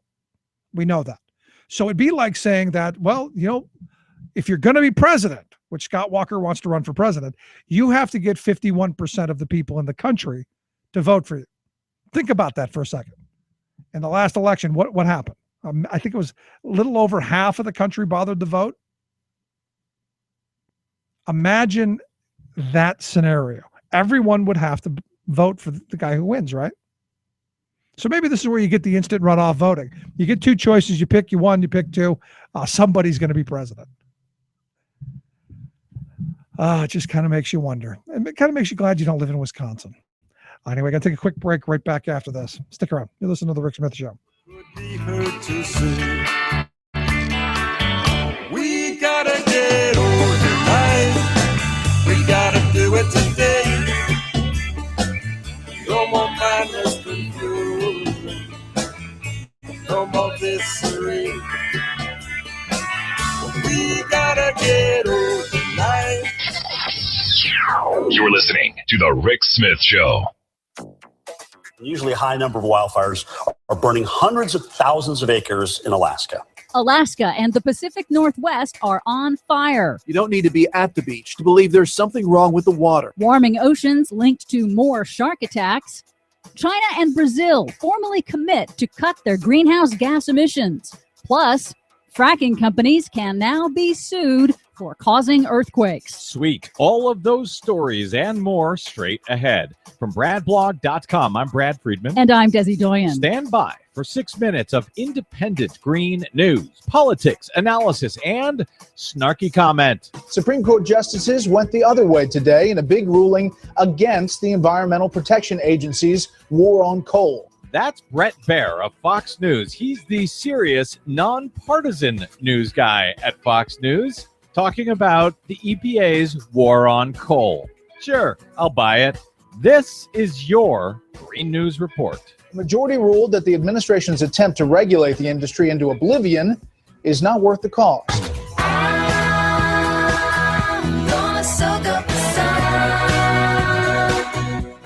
Okay, Desi Doyen, it's just amazing to me that Brett Baer, their straight news guy, talking about the EPA's war on coal and trying to obliterate it out of existence. Just amazing. Yeah, that's your Fox News fair and balanced for you. Meanwhile, in real news, wildfire season is underway with a vengeance across western North America. In Alaska, low snowpack and all-time heat records have fueled more than 300 out-of-control wildfires, which have already burned 500,000 acres so far this season. Now, a new study confirms wildfire season is getting worse in Alaska. According to lead researcher Allison Kennard of ClimateCentral.com, here in an interview on the Weather Channel, Alaska's wildfire season has expanded as temperatures have gone up due to global warming. In about the 1990s, there was a sudden increase in the number of large wildfires. And since the 2000s, Alaska's seeing now on average twice as many large wildfires as what they saw in, say, the 1950s. Huh. I wonder what it is that's going on. Well, it's also not just Alaska. Something else that we saw that's really an indication of these really dramatic changes is the increase in wildfires in the Arctic. In the entire 50s and 60s, there was really only 3 large wildfires in the Arctic.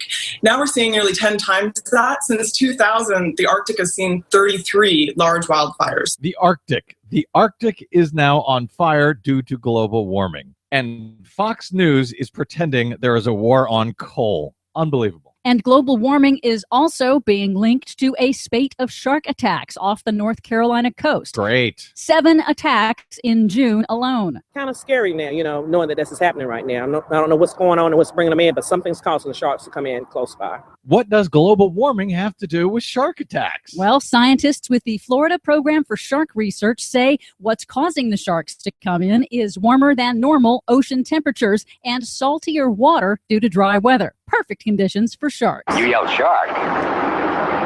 We've got a panic on our hands on the 4th of July.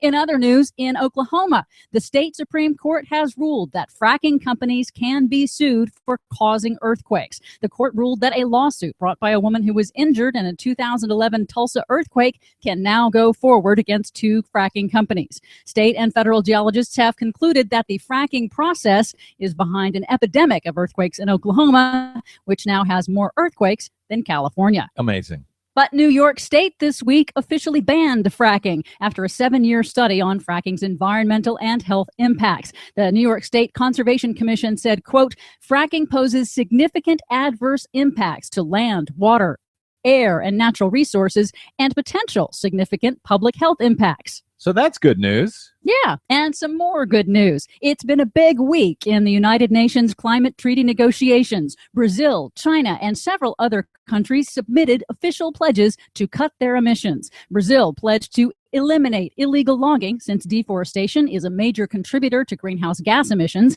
And UN officials now say the flood of country commitments now covers 50% of global emissions. We're halfway there to an international climate treaty in December. That, even though Republicans have spent years telling me that China would never lower its emissions. China and India, all these countries that are still growing, and they're not going to stop doing what they're doing. The experts agree that a climate policy that does not include massive energy consumers like China and India is essentially meaningless. We can't do it alone as one nation. It's only us doing it. Nobody else is doing this. I don't don't think we can control the emissions from China and India, nor do they have any desire to control. If we have statements such as we do have from the leaders in China, in India, and other countries saying under no circumstances are they going to accept any kind of mandatory reduction, what are we doing here?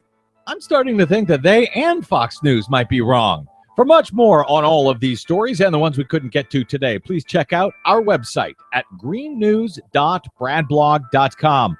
Don't forget, you can download our reports anytime via iTunes, where I hope you'll give us a good review. Find us and follow us on the Facebooks and the Twitters at Green News Report. From bradblog.com, I'm Brad Friedman. And I'm Desi Doyen. And this has been your Green News Report. We don't get fooled again.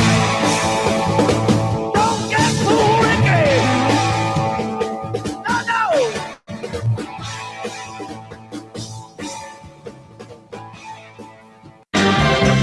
The most important issues of the day. This is the Rick Smith Show.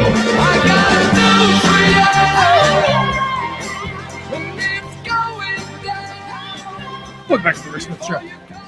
Casey sent me an email during the break, bragging that she still has all 10 of her fingers, all 10 toes, and of course, a brain that is not mush. So good for you, Casey. I'm glad you made it through the 4th of July holiday. Some not so lucky. I'm still the mortar tube on the head. I'm still trying to figure out what the thought process that went into that. Or the guy who said, "Oh, the heck with the alligators," and jumped in. I'm still struggling with that, but hopefully they didn't reproduce and we won't have another tragedy in a couple more years. Anyway, let's find out what's going on around the world and in Washington, D.C. Justin Duckham, Talk Radio News Service. Justin, thanks for taking time for us. Hey, great to be here as always. So you've got all your fingers, all your toes, no mortar tubes on the head? No, I emerged relatively unscathed from this Thanksgiving. But if you ever spent any time in DC, you know that every time you go on the metro or you're on the mall, you get warnings that if you see something, say something. So with the whole ISIS threat that was going on, I spent the majority of the evening calling 911 and the Department of Homeland Security to inform them that there were incidents of rockets' red glare and or bombs bursting midair. So for some reason, they said I can't call back, but I was just trying to do my patriotic duty. There you go. And then that's interesting. You know, why don't we have more calls to Homeland Security over? Did you see this? The football player with the whole U-Haul van full of fireworks now missing a couple of fingers? Actually, I didn't see that one. No. Yeah, a guy named John Paul Pierce, or I don't forget. Pierre Paul, that's his name. I don't know. Yeah, he was a giant. He's now a guy with missing fingers. Oh well, that's a shame. Poor guy. No, but yeah, there was some weird incidents. The whole situation in Maine with the mortar on your head. It really has to raise the question. What's going on in Maine? This is a state that elected Governor LePage twice and has people like this. So they're kind of rivaling Florida right now. But was he from Florida? Or no, but they're rivaling Florida. The guy was from Maine. Yeah, I know he was, but was he originally from Florida? That would have been the right connection. Because I got to be honest, when I saw it, I thought this would be Florida. Because all that crazy stuff happens in Florida. Yeah, no, I thought the exact same thing. So I think I'm going to have to do some investigation afterwards and figure out where this. So that sounds like there has got to be a Florida connection. Yeah. Anyway, what's going on in the news. I understand there was supposedly a shooter at Walter Reed, and then there wasn't. That was the report, and this comes just a little bit after we had a sort of false alarm scare at the Navy Yard in Southeast D.C., where there was reports of a potential active shooter. This time around, there was a similar report of a single gunshot being fired. This was a call that, according to police, was placed from within the building. They would not really give any information about the witness or what exactly may have prompted it, but there was a pretty big state of alarm in D.C. for the majority of this morning for about 3 hours. I was down there at the site in Bethesda outside of the gates where there were, a huge level of police presence where they spent about 3 hours combing the facility, which is a relatively, big area in northwest DC, trying to figure out what exactly happened. And according to the police reports, there is no evidence that there was any gunfire of any kind. And so nobody got shot. Could it have been a car backfiring, or don't cars do that anymore? That's a good question. I think, just judging from my neighborhood, we've heard loud booms every 20 minutes, probably from people with leftover fireworks. So that's where my mind initially crept to. Yeah, I mean, I got to be honest. I'm really kind of surprised that now that we've legalized this, you don't see more SWAT teams converging, and because people have got some really interesting armaments. Yeah, that's a very good point. There was a lot of that in full scale today. We saw a lot of SWAT teams, a lot of heavy duty police machinery coming out of the woodwork for this. But it was all for naught, and thankfully for that. Yeah, well, the good thing is Scott Walker in Wisconsin, who I'm assuming going to announce he's going to run for president next Monday. They want to push through in their budget that local police departments and municipalities, if they want to buy military surplus stuff, they don't have to even have a reason why. They could just have a whole military armament sale, and not we just like it. We like tanks and we like things that go boom, and I guess that'd be okay. Well, the terrorists are absolutely trying to attack Wisconsin. That's the home of beer and brats, and both of those I think are pretty hated by ISIS. If we could only get the cheese. Oh man, no, over my dead body. For my cold dead hands. Did you see over the weekend they had the little Daytona race? The people driving around a circle. And the big blue X was out, and a lot of reporters down there going, why do you have the big blue X? And a lot of out of my cold dead hands. You heard? I just found it interesting.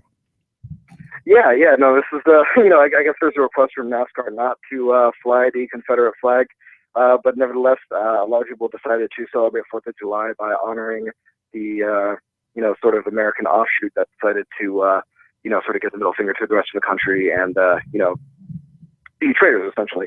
So we saw that both, of course, at the Daytona situation, as well as against a local parade leader, a fireman who decided to fly a Confederate flag on his fire truck during a parade and saw himself be suspended. So fun times there. And of course, today we have in South Carolina the state legislature debating whether or not they're going to be keeping the flag. One of the highlights from that was Senator Lee Bright from South Carolina, state senator rather, who came out and said that the real issue that we should be debating is not the Confederate flag, but rather gay marriage and how our country is apparently headed towards an abomination state or something like that. Because the devil is here. Yeah, exactly. And I think that's a pretty alarming statement coming from our lawmakers. If there is a devil in our midst, we should probably start acting on that, but I don't really necessarily think that there's much of a correlation between the devil and the White House deciding to light themselves up with the multicolored lights, which he cited as a monstrosity. It's just kind of dumb. I think it's good for the economy to have multicolored lights. It's good for business, right? Exactly. Yeah, it's better than just single color lights. Boring white lights. Exactly. Yeah. No, I mean, it's a new cottage industry. We should embrace it. All right, then. I understand President Obama is about to address the Pentagon over ISIS. What's going on? Yeah, he traveled to the Pentagon today in sort of a rare appearance down there. It's not really that often that Pentagon reporters get to see our commander-in-chief. He had a briefing with his national security team as well as the Joint Chiefs of Staff, wherein they discussed the ISIS situation. And he afterwards came out to the press and discussed the issue. The sort of takeaway is that he said that this is going to be a generational struggle, which of course sort of brings to mind the concept of eternal war and whatnot, war without end, as we've become quite well acquainted with. But he also said that the U.S. is going to be upping sort of the non-military ways of confronting ISIS, including trying to sort of change the culture at all, trying to get local governments to dissuade young people from joining, and engaging in additional forms of foreign aid in order to try to use the situations that could lead to recruitment. Well, how much more foreign aid can we possibly give? We already spend half our budget on foreign aid. Haven't you heard? Oh my God, who said that? No, I mean, wasn't that a couple of budgets ago? Wasn't that the right-wing battle cry that we spend half our budget giving money to other countries when it's like less than 1%? Yeah, it's a pretty remarkably small amount. That's something that Rand Paul has argued, against pretty heavily. This is sort of the new isolation of state that we're getting, even though this is something that really, hurts us from a national security standpoint, considering, we have an interest in ensuring that a lot of these countries are stable and not taken over. No, it's always better to allow them to fall into the hands of military dictators and rape and pillage. It's always much better. It's good for the economy. It's worked out historically in the past. So let's keep that up. Especially when we pick the wrong side. And finally, the Donald. Did you see the big tweet about Jeb Bush's wife from the Donald that's now been deleted? Yeah, no, I guess this came over the weekend where he said that the reason why Jeb Bush likes illegal Mexicans is his wife, who of course is from Mexico originally. A very actually intelligent and very sweet woman from all accounts. So this is just of course sort of a horrifying statement from him. This is attacking a candidate's wife. This is sort of going into the sort of no limits territory where you're not supposed to go in politics when you start attacking the family itself. Particularly somebody like Jeb Bush's wife, whose first name I'm worried I'm going to get wrong, so I'm just going to beat around the bush in that front. We'll just say it's Jeb Bush's wife. That's all we're going to need to know. So there we go. Yeah. But I want to say Colombo, but I'm not sure if that's correct. But she's somebody who has really sort of made an effort to try to keep herself out of the spotlight. Somebody who has had a really quiet sort of public persona. As First Lady of Florida, she sort of eschewed the spotlight to a huge extent. Very rarely did interviews, if at all. And it's sort of just it's in typical Donald Trump level of class, to go after her directly. Yeah, I found it just very, very interesting. What I found more interesting is he deleted it. That's usually one of those things that he would throw out there, I think, and be proud of it. No, that's very true. We're still trying to figure out what exactly happened there, but he's somebody who has stood by his statements, even as he has acknowledged today. It's something that is absolutely hurting his brand, something that does not make business sense for him, but something that he says he simply doesn't care about. So whether or not he cares this time around, that remains to be seen, but it certainly looks like, he may be developing a conscience as small as it may be. Oh, it isn't so. I know. And just when we thought things were going to get good, I was really looking forward to, Trump coming out and, taking on all the political spouses and sons and daughters and whatnot. Is this the front runner Trump now instead of the claw from behind underdog Trump? I mean, is this what we can expect from the front runner? I think this is what we can come to expect from Trump. I think his front runner status is, of course, a little bit overstated. I think at the end of the day, people, particularly in New Hampshire, where it seems to be surging, will probably come to their senses. This is a state that almost elected Ron Paul the last time around, before ultimately going for Mitt Romney. It's a state where you can easily sort of rile people up, but at the end of it, they tend to skew pretty conservatively, not in the political sense, but with the candidates that they choose and the notion that they can be more electable. It'll be interesting to see what happens during the last primary election. We were actually there for the 2012 election day, and we stayed in the hotel with all the other Paul bots. And what I learned from them is that they have a very different idea of what liberty and freedom is. To them, liberty and freedom means you get to vomit all over the carpet and tear the place up. That's their version of liberty and freedom. Yeah, no, I went drinking that night. I think we were both in New Hampshire at the same time with Stephen Baldwin, and Stephen Baldwin, of course, has a huge donor base based off of Biodome and stuff they did with Pauly Shore, and oddly enough, the kind of stoned hippie kids who came up to us and bugged us for photos and whatnot happened to be pretty big Ron Paul supporters as well. So there were some fun conversations trying to convince Stephen Baldwin to support Ron Paul. That didn't really go over very well. It's sort of a weird night. Kind of a weird guy anyway. Justin, Yeah. I appreciate the news. Thanks so much. Look forward to again tomorrow. Thank you. Have a good one. All righty, Justin Duckham, Talk Radio News Service. Quick break. Right back. Stick around. You listen to The Rick Smith Show.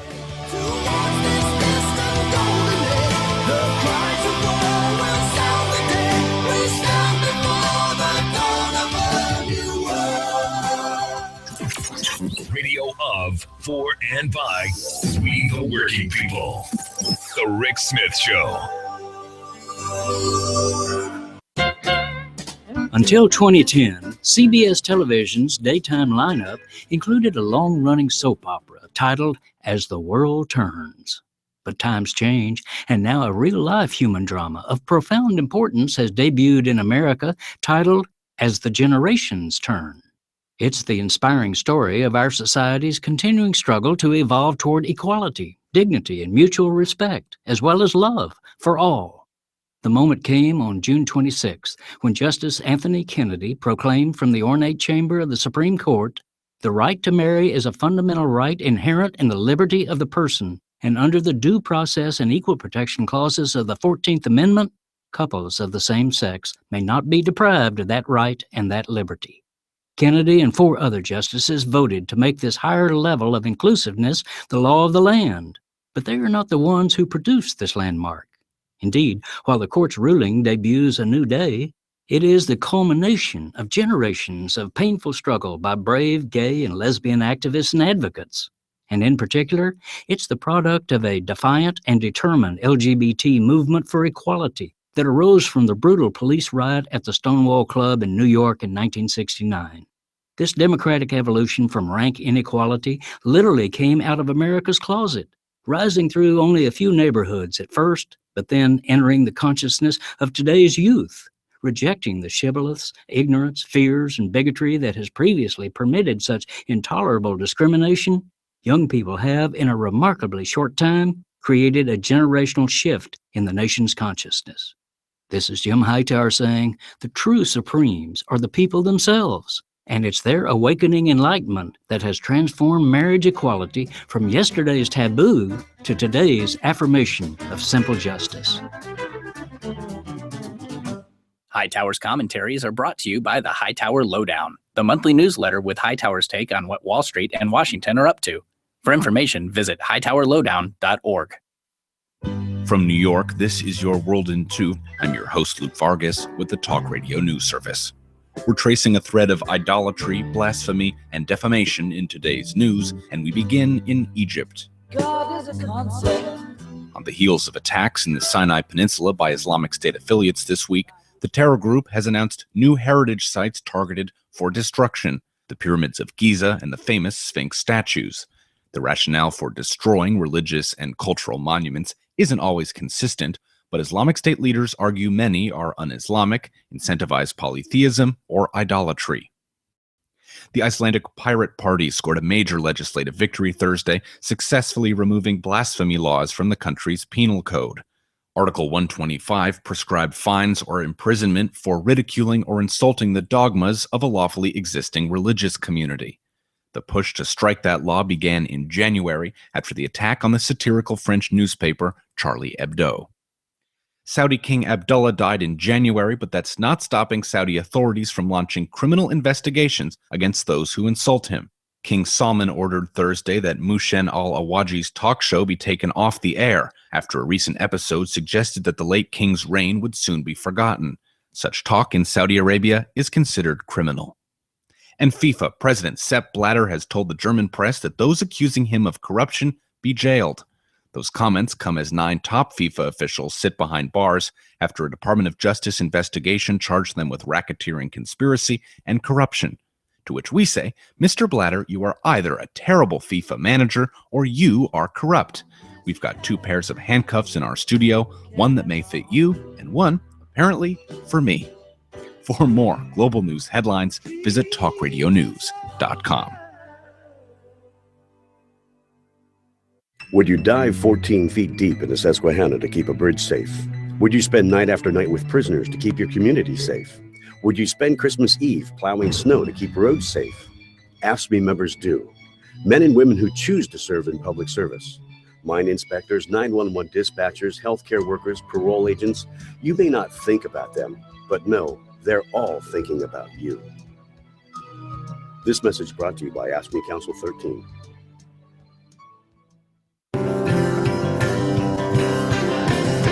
I'm stocking shirts in a Walmart store, just like the ones we made before, except this one came from Singapore. I guess we can't make it here anymore.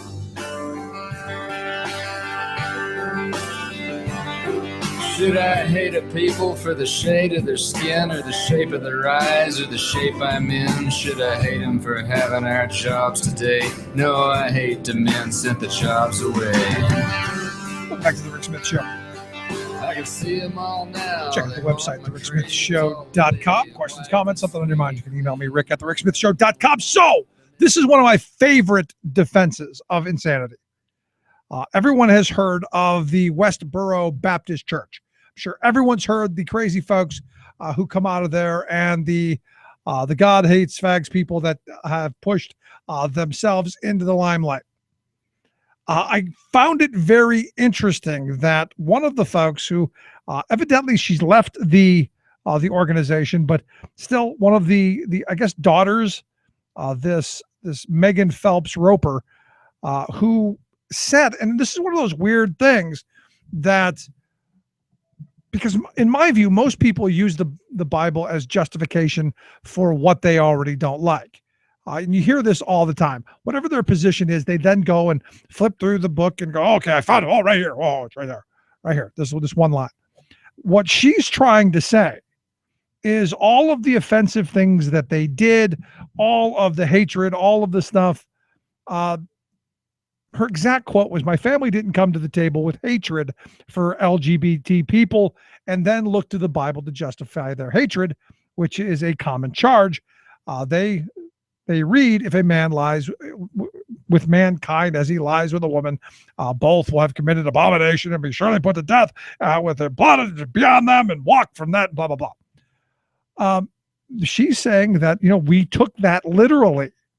And all of that stuff that from Leviticus, they took literally. And, there's part of me that goes, okay, I can kind of see how you would be twisted enough to go, this is literal, so we need to go out and we need to smite these people and create all of this nonsense.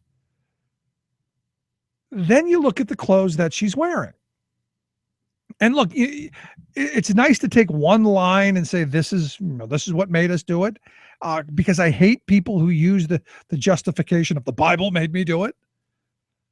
I see her with what looks very much like a poly cotton blend dress on, which is another abomination because the Bible's fairly clear right there in Leviticus.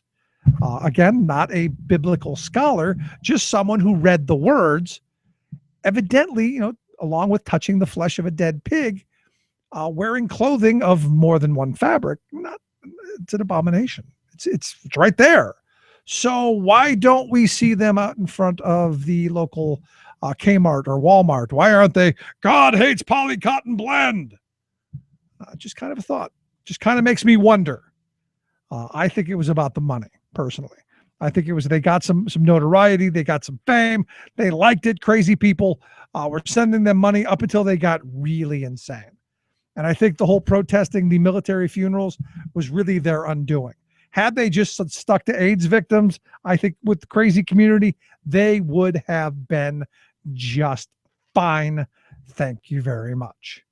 But crazy breeds crazy, and evidently the Phelps had like 100 kids. So they multiplied like rabbits. And with it, the insanity. And it's just sad. I mean, it's another one of those sad stories of what I would argue is child abuse, what they did to these kids. But just my thoughts. So there it is. The Bible made me do it. Love that. Anyway, if you've missed any portion of today's program, you can get the podcast at thericksmithshow.com, or you can get the app on your smartphone. Take the program on the go wherever you go. And as always, you can email me questions, comments, thoughts. You can tell me whether you've got all 5 of your fingers on each hand, all of your toes, all of that stuff at rick@thericksmithshow.com. Going to be a very interesting week of talking about the budget. There's a bunch of stuff coming around Greece. Going to spend a little more time on that.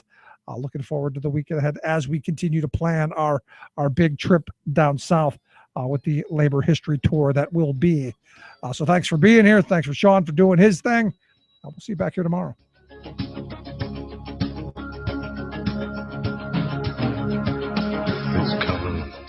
You've been listening to The Rick Smith Show. Together, we can make America better. Email rick@thericksmithshow.com or interact with us anytime at thericksmithshow.com. Until next time, this has been The Rick Smith Show, where working people come to talk. It's coming like the tide of flood beneath the put us away. Imperial, mysterious, and amorous array. Democracy is coming to the USA.